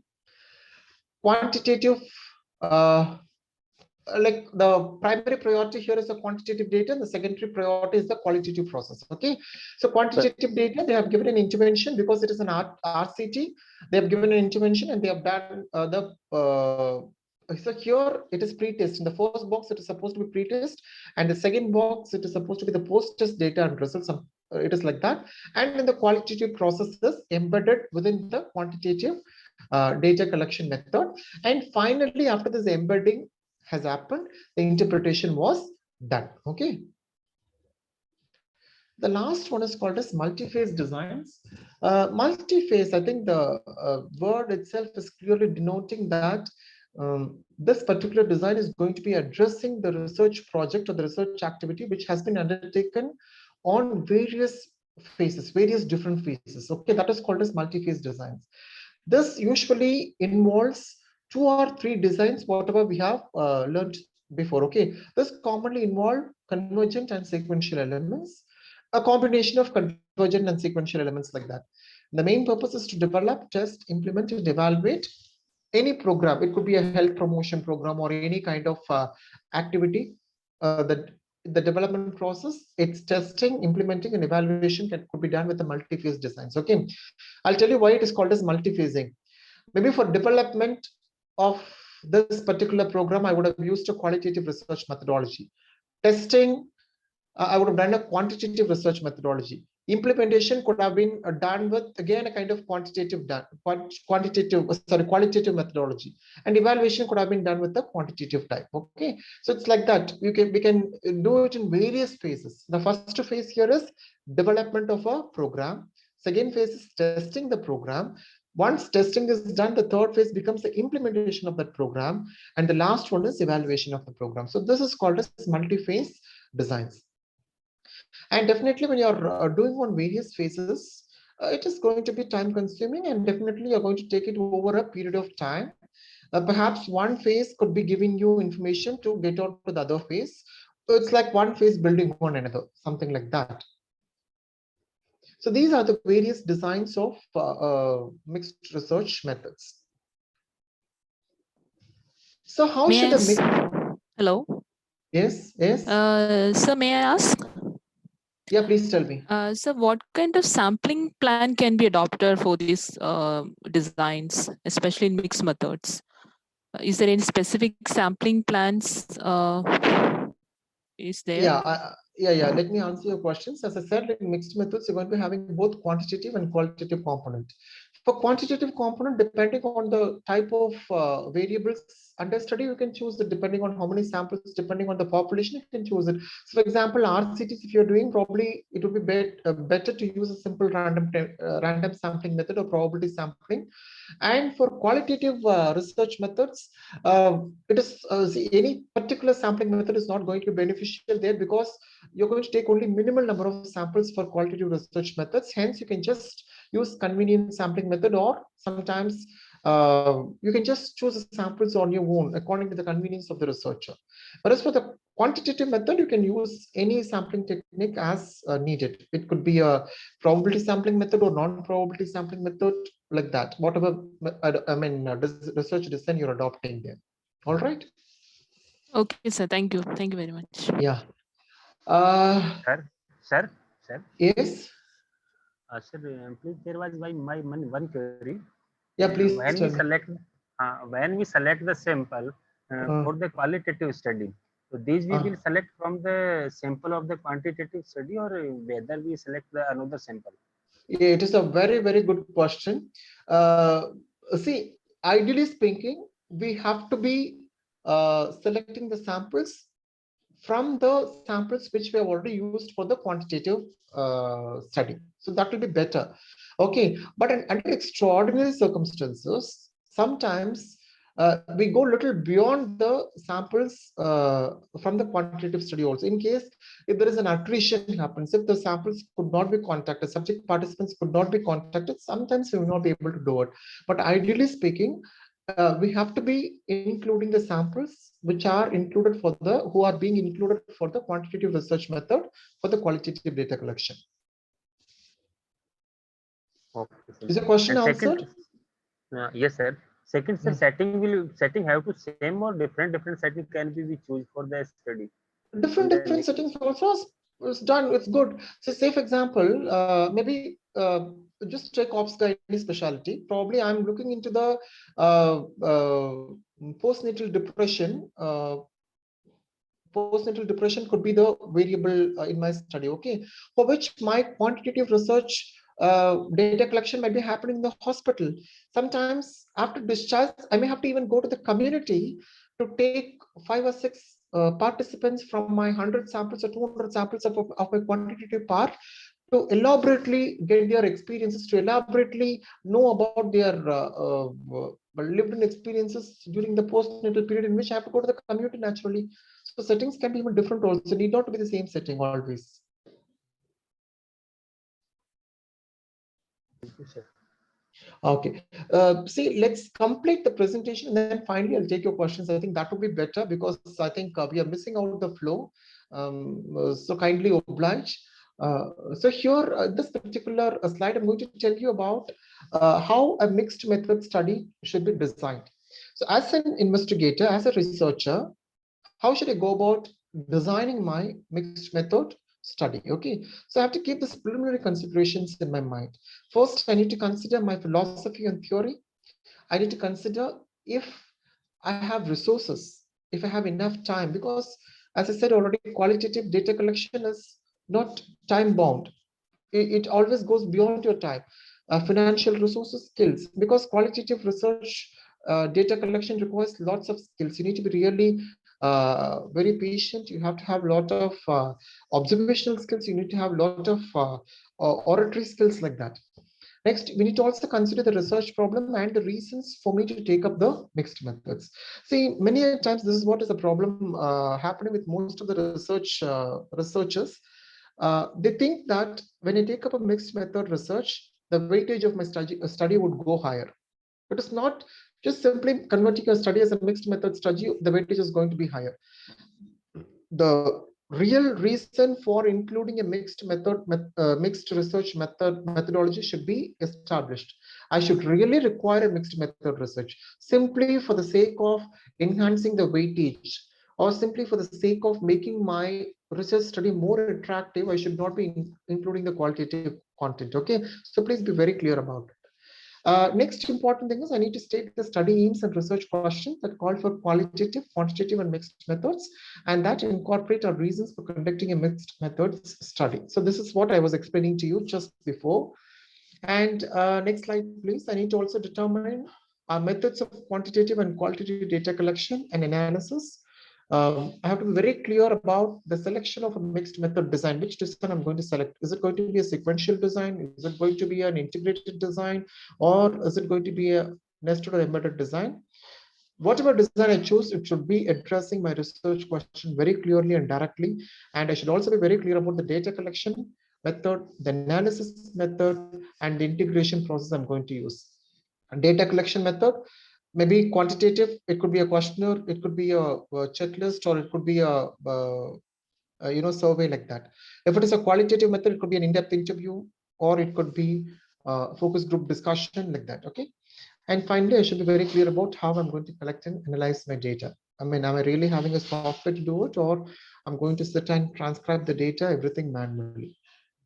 And I also need to interpret how the combined quantitative and qualitative approaches contribute to addressing the research problem and questions. Interpretation, in the sense, it's not about having a kind of prejudice about your studies. It's just having a kind of preliminary plan as to how this combination is going to take place. Like, how am I going to combine this quantitative and qualitative approach throughout the process of my research activity? And I should also be very, very clear as to how this final report of my study is going to be written, making explicit, making very clear statement of the contribution of the mixed method approach in that particular study. As I said already, I should not be adopting a mixed method research if it is not really needed for answering my research questions. Just to enhance the weightage, I should not do it. And I would not say that if you do a mixed method research, it enhances the weightage. Our research study can be even a simple descriptive study, but how well the data is collected, how well the activity is being done is very important there. It is not that one research methodology is more or less than the other research methodology. It is all based on how well we do it is very important there. So these are the ways by which the mixed method differs. The first one is analytic logic. The second one is timing. The third one is priority. Next slide, please. Yeah. Third one is priority. Fourth one is point of interface. Point of interface is where at which point the data mixture is going to take place. The mixing of qualitative and quantitative data is going to take place. And is it going to be a single study or a multi-phase program of inquiry? Like one phase, second phase, third phase, like that, am I going to have multiple phases there? Data collection methods, I think I don't have to tell you much about it. We have been discussing about the various data collection methods, especially when we have discussed about the examples for each of the designs so far. It could be an interview, focus group discussions as far as qualitative data collection is concerned. It could be a questionnaire, survey, validated test and scales and observation as far as the quantitative data collection method is concerned. But remember that always a balance should be established between the strength and the limitations of each method, whatever I am adopting. That is very important. Okay, balance meaning depending on the type of myself. Example, if I feel that focus group discussion is going to yield a lot of information about a particular aspect, I should be able to balance this focus group discussion with the method of data collection which I'm getting for quantitative data. So enough and more of data should be derived there also. So like that, it depends. Okay. And then the timing of data collection. As somebody was asking me a question, I was pointing about this postnatal depression. So timing of data collection, when am I going to collect the data? Am I going to collect the data especially during the phase of depression, or am I going to collect the data during the recovery phase of depression? That is also very important here. As far as the analysis of mixed method research is concerned, It could be a separate analysis always, because as far as analysis is concerned, we have quantitative data analysis and qualitative data analysis happening separately. Separate analysis may give rise to sometimes contradictory or discrepant results which need to be explained. In research, you cannot always anticipate some results and do your study. Your study could be anything. Maybe literature may say that this causes that, but in your study, surprisingly, you may be coming out with the finding that this is not causing that. It depends. Okay, so you should not have anything prefixed in your mind telling that, okay, this research activity should always yield a positive result. No, it is not necessary. It could be even giving a contradictory result also. But how well you are justifying that contradiction as a researcher, how well you are discussing that particular contradiction and explaining to the audience, to the public, is very important there. So this separate analysis could be used mainly for the following purposes. When you're using triangulation, when you're mixing 2 different or 3 different methods of data collection, obviously you have to do a separate analysis there, and in order to expand and develop the data, whatever you're having in your hand. Next, combining the data types for synthesis. Synthesis is nothing but integration. Even in the examples which I gave so far, the last subheading was synthesis. Okay, this can be done through softwares which are available both for quantitative and qualitative data analysis. This can be done through meta matrices using Excel sheets, or like we have a lot of advanced matrices which had come into our practice now. Could be the databases, spreadsheets as we usually do in Excel sheets. Example, systematic reviews as far as the quantitative method is concerned. Next, qualitizing numerical data using scores to provide a descriptive classification. Quantitizing qualitative data. So how am I going to quantify the qualitative data? Example I have given you. See, I can use 0 or I can use 1 to transform for absence or presence of a code. If 0 is there, it means that the particular code is absent. So for example, I told you one particular code before, one particular theme before, life expectation of cancer patients. If this life expectation is present, I'll put 1. If this life expectation is absent, I can put 0. Remember, this quantitizing qualitative data is only used for coding, for data entry. This quantification is not happening with the data which you've collected. It is only used for coding the data onto the spreadsheet or onto the Excel sheet. Okay. So what should be considered when we are evaluating the mixed method research? So here you need to have 6 questions in mind as far as the evaluation of mixed method research is concerned. Next slide, please. Yeah, these are the 6 questions here. The first question is, does the research question justify the use of mixed methods? That is a very important thing which you have to keep in mind. Whatever research question I have written, is it really justifying the use of mixed methods? As I said, if I'm not convinced with adoption of mixed methods for my research question, I should not go about doing the mixed method research. That is very important. Second question is, ask yourself, if you're planning to adopt a mixed method research methodology in the future, ask yourself, is the method sequence clearly described? If it is exploratory method or exploratory method, am I going to start with quantitative and then I'm going to end with qualitative, or I'm going to do vice versa? Third question is data collection and analysis clearly described and well aligned with the study aims? Okay, like how the data collection is going to take place and what kind of analysis I'm going to use. Is it really coinciding and coming in line with the aims of the study? This is the third question which you have to use. Next, the fourth question is, does one method dominate the other, or both the methods are going to be equally important?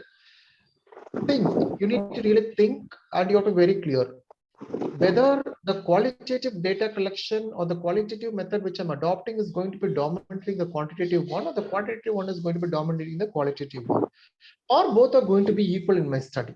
You just have a clear idea about it. Okay, so that if it is not going to be like that, perhaps you need to go ahead with embedded or nested design. Did the use of one method limit or confound the other method? Look for it. Ask a question to yourself. If you find that one method is limiting or confounding with the other method, then you just simply adopt only one method and finish off your research work. Don't go ahead with your mixed research method. And please be very clear as to when, how, and by whom is data integration is going to be achieved. Data integration achieved. So at which point of time I'm going to be making this integration. So I just wanted to give you some information about the strength of mixed method research. Selecting the right research method begins with identifying the research question and study aims. A mixed method design is appropriate for answering research questions that neither quantitative nor qualitative methods could answer alone. This second point is very, very important strength of mixed method research. See, as an investigator, if I have a particular question in my mind, I strongly believe that only quantitative aspect of data collection is not going to be sufficient. If I feel in that way, I have to use a qualitative component also.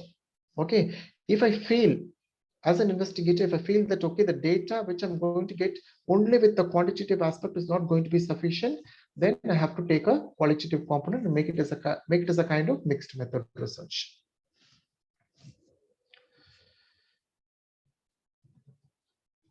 Yeah.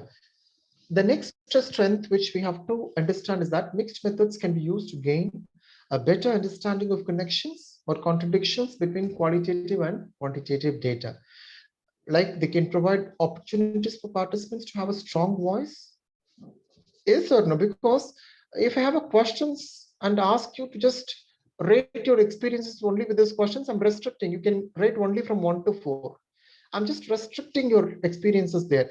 If I include a qualitative component, I'm not restricting your experiences. I'm allowing you or permitting you to give more and share more of your experiences there. So the voice of the participants becomes more when you're including a qualitative component and making it as a mixed method research. Share their experiences across the research process, because only if I include a qualitative component, the participants will be permitted to share their experiences. In quantitative, they cannot share their experiences. They can just answer the questions, whatever I'm asking, and they have to just go off. And mixed methods can facilitate different avenues of exploration that enrich the evidences.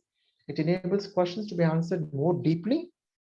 And mixed methods can facilitate greater scholarly interaction and enrich the experiences of researchers as different perspectives illuminate the issues being studied. Okay, I just wanted to give you one information.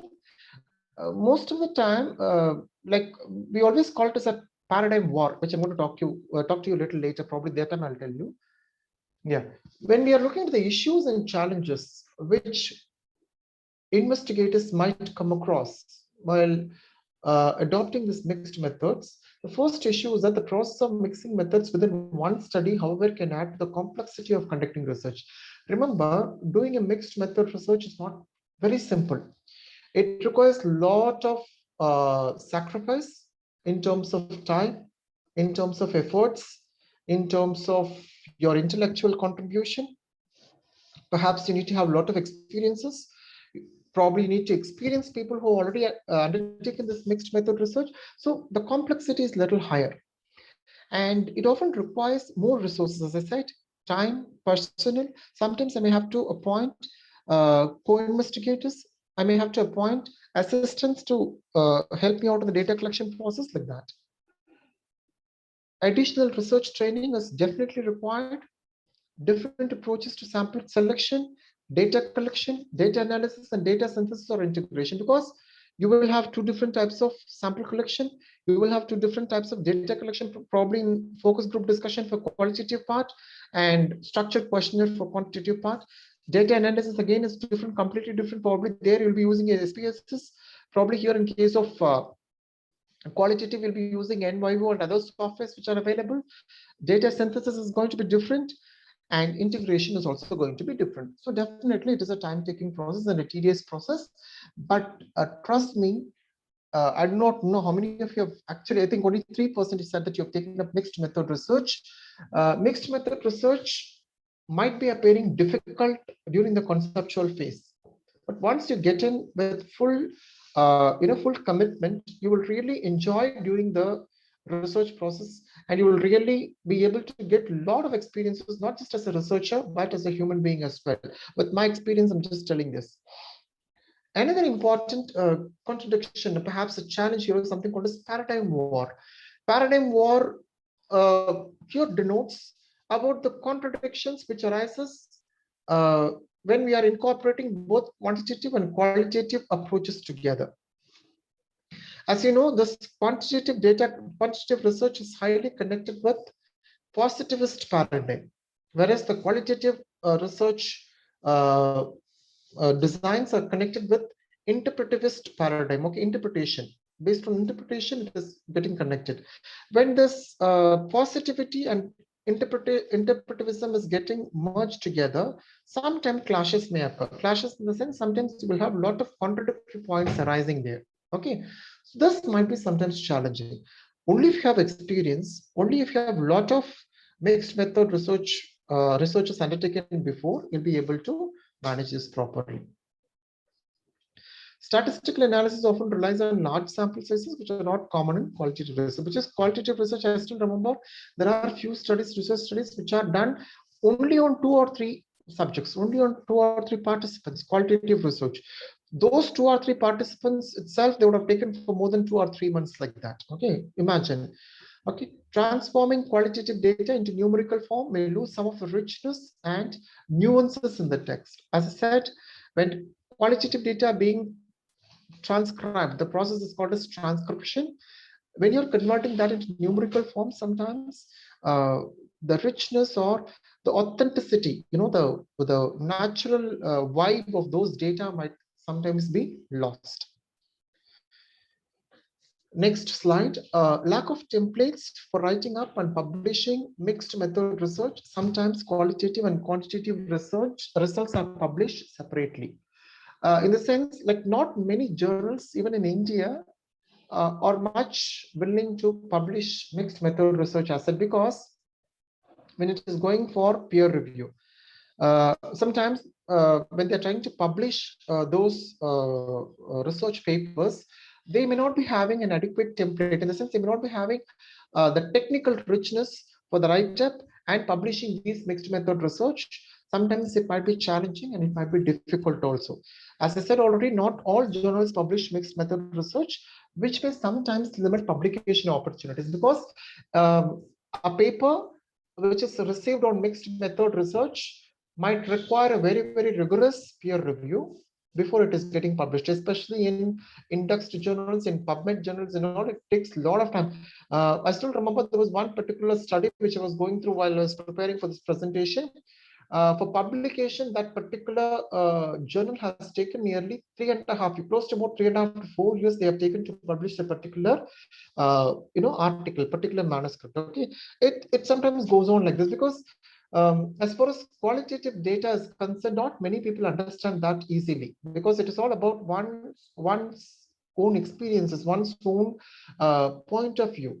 If it is coming from another person's mouth, the version will be different. Whatever the subject, whatever my participants is telling, it is purely their own point of view.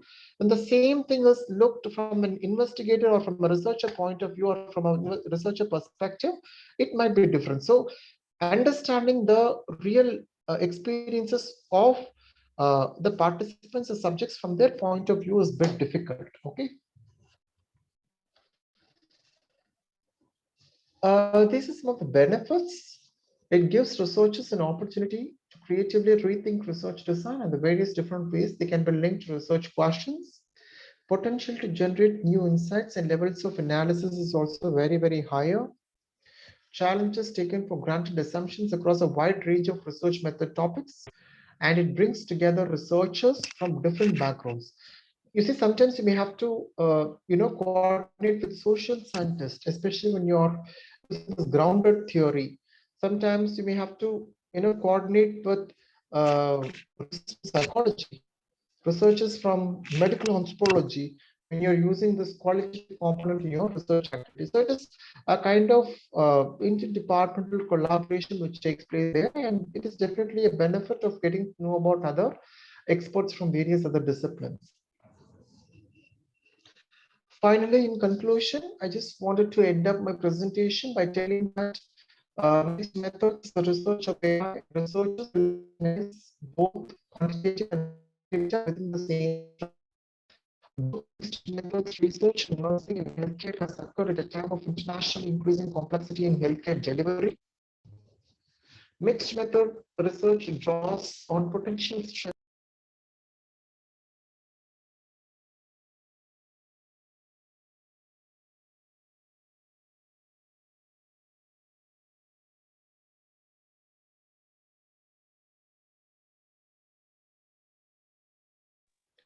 Sorry, there was an interruption. Growth of mixed. Can you just go ahead with the next slide? Yeah, please. As healthcare providers and policymakers, we strive to ensure quality and safety for patients and families. Researchers can use mixed methods to explore contemporary healthcare trends and practices across increasingly diverse practice settings, which are on its rise at this point of time in the present community. So thank you all so much, and that's the end. And these are some of the references. I just put only a few references here. I'll share my mail ID here. Probably if you have some queries, you can always write to me. Thank you so much, and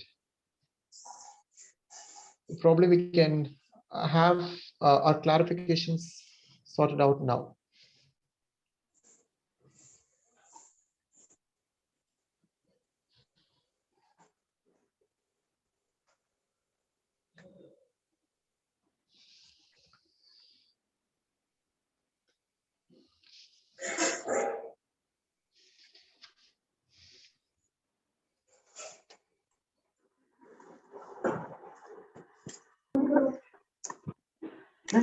Thank you, sir. Thank you very much, sir, for this outstanding session. I hope there are no doubts. Okay, so you have pushed the boundaries of learning and knocked out our concealed areas related to today's subject. And we are very lucky and fortunate to have you with us. And today you have provided us the tool. Please mute yourself. Dear participant, it's a request that from your side, keep yourself mute. Okay. So actually, we are very lucky and fortunate to have you with us. And today you have provided us the tool, which is like a magical wand in the area of nursing research. And definitely for sure, we are going to memorize this session in future also for its intense impact on our learning. You have explained wonderfully with relevant literature. Our academy and we are so lucky to have a resource person and a teacher like you. Your presence and experience gave more meaning to our BIN Academy. And once again, thanks for such a sterling presentation and for such an inspiring sermon. And once again, a big round of virtual applause for Sir. Sir, would you like to add your precious words from your side to boost our audience and our BIN Academy? Yeah, I would be happy to add on my closing remarks. I'm very much thankful again to this Brio International Nurturing Academy, especially Mr. Binns, who's been very kind enough right from day one. He has called me and asked me to be a resource person for this session, which is coming on in this digital platform. Very much grateful to Mr. Binns and the entire academy as such. And thank you all so much for your patient listening. And there are few clarifications which came now and then, and I believe that I have answered those clarifications as well. As requested, I have shared my mail ID as well as my mobile number here. Probably can just contact me if you have any clarifications in the future. Thank you all so much. Have a great weekend and stay safe and stay healthy. Thank you, sir. Thanks a lot, sir. So can I ask a question? Yeah, please. If you have a question, you can ask me. Yeah. Sir, my question is, if you want to call a design a mixed research design, is it mandatory that you have explained about the types of quantitative research and also the types of qualitative research? Yes. Apart from the, not regarding the data collection, otherwise methodologically, is it necessary that we should pick either one methodology from quantitative and qualitative. Yeah, see, naturally, that's what I told you. See, when you are doing, see, mixed method is basically a combination of both quantitative and qualitative research methodology. I told you already that there should be an integration happening at some point of your research activity. Otherwise, it is not called as mixed method research. When I'm doing a quantitative research study, I have to have a research methodology for that. Okay, that might be my phase one. For phase two, perhaps I would be undertaking a qualitative research study for which I will have a separate methodology for that. Okay. So, for example, for quantitative research study, I would have adopted true experimental study design. For qualitative research methodology, I would have taken one among those three designs. Could be a sequential research design, or could be an integrated design, or could be an embedded or nested design. So I have to naturally have a clear methodology for both of these two different paradigms. And then I should make sure that mixing of these two data happens at some point of time during my research activity. It could happen during the process of data collection. It could happen during your analysis, or it could even happen during your interpretation or writing discussion. Is it clear? So as your question clearly stated that you should have a clear methodology written for both quantitative as well as qualitative research work. Yes, sir. You have indeed answered it very well, and it is been clearly understood by me. Yeah. And of Thank course, you. sir, this I believe this is a landmark presentation from your side. In fact, to be very honest, I have learned some of the things, but I feel while I'm doing it, I can learn more. But this, I believe this would be the, reference for my future. I mean, if I'm doing some mixed research design, this would be my reference. Please share your email ID and phone number also, so that if in case if I'm doing at any point of time, if I find some difficulty, please help me out. Yeah, thank you so Being an much for your expert. Jitu Being an Palil. expert. Thank you so much for your kind words. And as requested, I've already shared the mail ID and phone number in the chat box. It's already there. Probably Okay, could sir, just take thank it. you. Yeah. Okay, sir, thank you, sir, thank you. If there are no questions further, thank you all so much for having me here on this digital platform. Looking forward to meet you all probably for another session in the future. I'm not very sure. Thank you so much. Thanks, sir. Thank you very much, sir, and for your boost and to rejoin the present young mind. And now I would like to request our participants to share their experience with today's session. So please take this moment to unmute and vocal up and share your feedback. If anybody wants to say something, you're heartily welcome. Anybody? You can definitely unmute yourself and you can share your experience with us. This would be really very helpful for us. Okay, I already asked the question, and I feel in India there is a dearth of good qualitative researchers, even though we have extensively doing the quantitative research. So I believe person like Janarthanan sir can further, enlighten the young researchers for doing qualitative as well as the mixed research in the future. So this has been a wonderful presentation. Something within 2 hours, he has covered a lot of content. I know it is very difficult to gather all those information, and he kept it very simple also. Some of the concept I understood, some I did not fully understood, but anyhow, you have uh, give some enlightening to all the participants around. Thanks a lot, sir. Thanks a lot for your time, efforts, and your experience. Okay, thank you very much. Or anybody else wanted to say something? Anyway, our chat box is overflooding out with their feedbacks, and we welcome each one of them.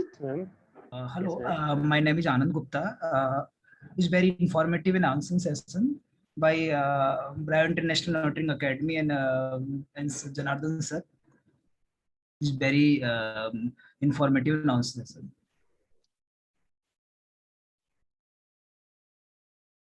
Yes, ma'am.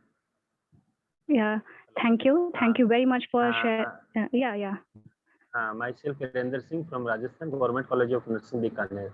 A lot of thanks to the Bean Academy. They provide a virtual platform, and I also feel very lucky and proud that we get opportunity to listen the Janarthanan from the Jipmar College of Nursing and take a wonderful session. Thanks, Janarthanan, and all of you.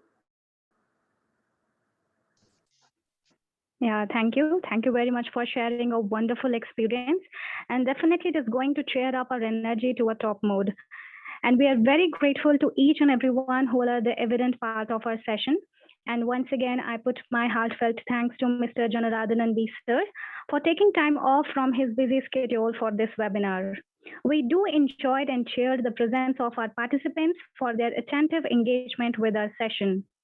We are also highly thankful to our team member for their kind effort and for constant coordination throughout the managerial process of this event. With these few words, it is an honor and pleasant duty for me to bring down the session with a kind note that is after the end of the session, within a couple of days, you will receive your e-certificates in your respective mail IDs. Even you can also download your e-certificates from our official Facebook and Instagram page. So do keep visiting our both official pages and get updated with our future projects and programs. If you do have some queries or suggestions, feel free to drop it in our mail. We will be highly pledged to fulfill your wishes. Now, dear participants, put your shoulder on the wheel as we have more sterling and dazzling sessions woven for you. Let's have a glimpse of that. So here we have our next webinar on qualitative research method, which is going to be held on 11th of July on Sunday. And the timing will be from 2 p.m. to 4 p.m. And our resource person is another great expert, Dr. Sushil Kumar Maheshwari, who is currently an associate professor in Baba Farid University, Health Sciences in Faridkot, Punjab, India. I know you all are very excited for this session too. So please do register yourself before the main day. And we do have one more program, and this is our webinar on data analysis using R software, which is going to start from July 14 to 17th. The timing will be from 7 p.m. to 9 p.m. and our resource person will be Dr. Vince Varghese, who is another expert in it. And this program, we are offering the following package. The full version of R software will be installed in our learner's laptop. Basic theory lectures will be scheduled to understand the concepts, and the candidates will be taught how to report findings. And e-certificates will be provided in our all programs. So to be a part of our program, you can contact us or even can directly access to our registration link. Now this is the time to wrap up. And once again, on behalf of Braille International Academy, I place my gratitude to our resource person and the speaker of this wonderful, dazzling session, Mr. Janarthanan B. Sir, and of course, you dear participants for your lovely presence. So see you soon in our next session. Till then, stay safe and calm and serve to our nation. Thank you. Thank you all so much. Thank you. Yeah, thank you, sir.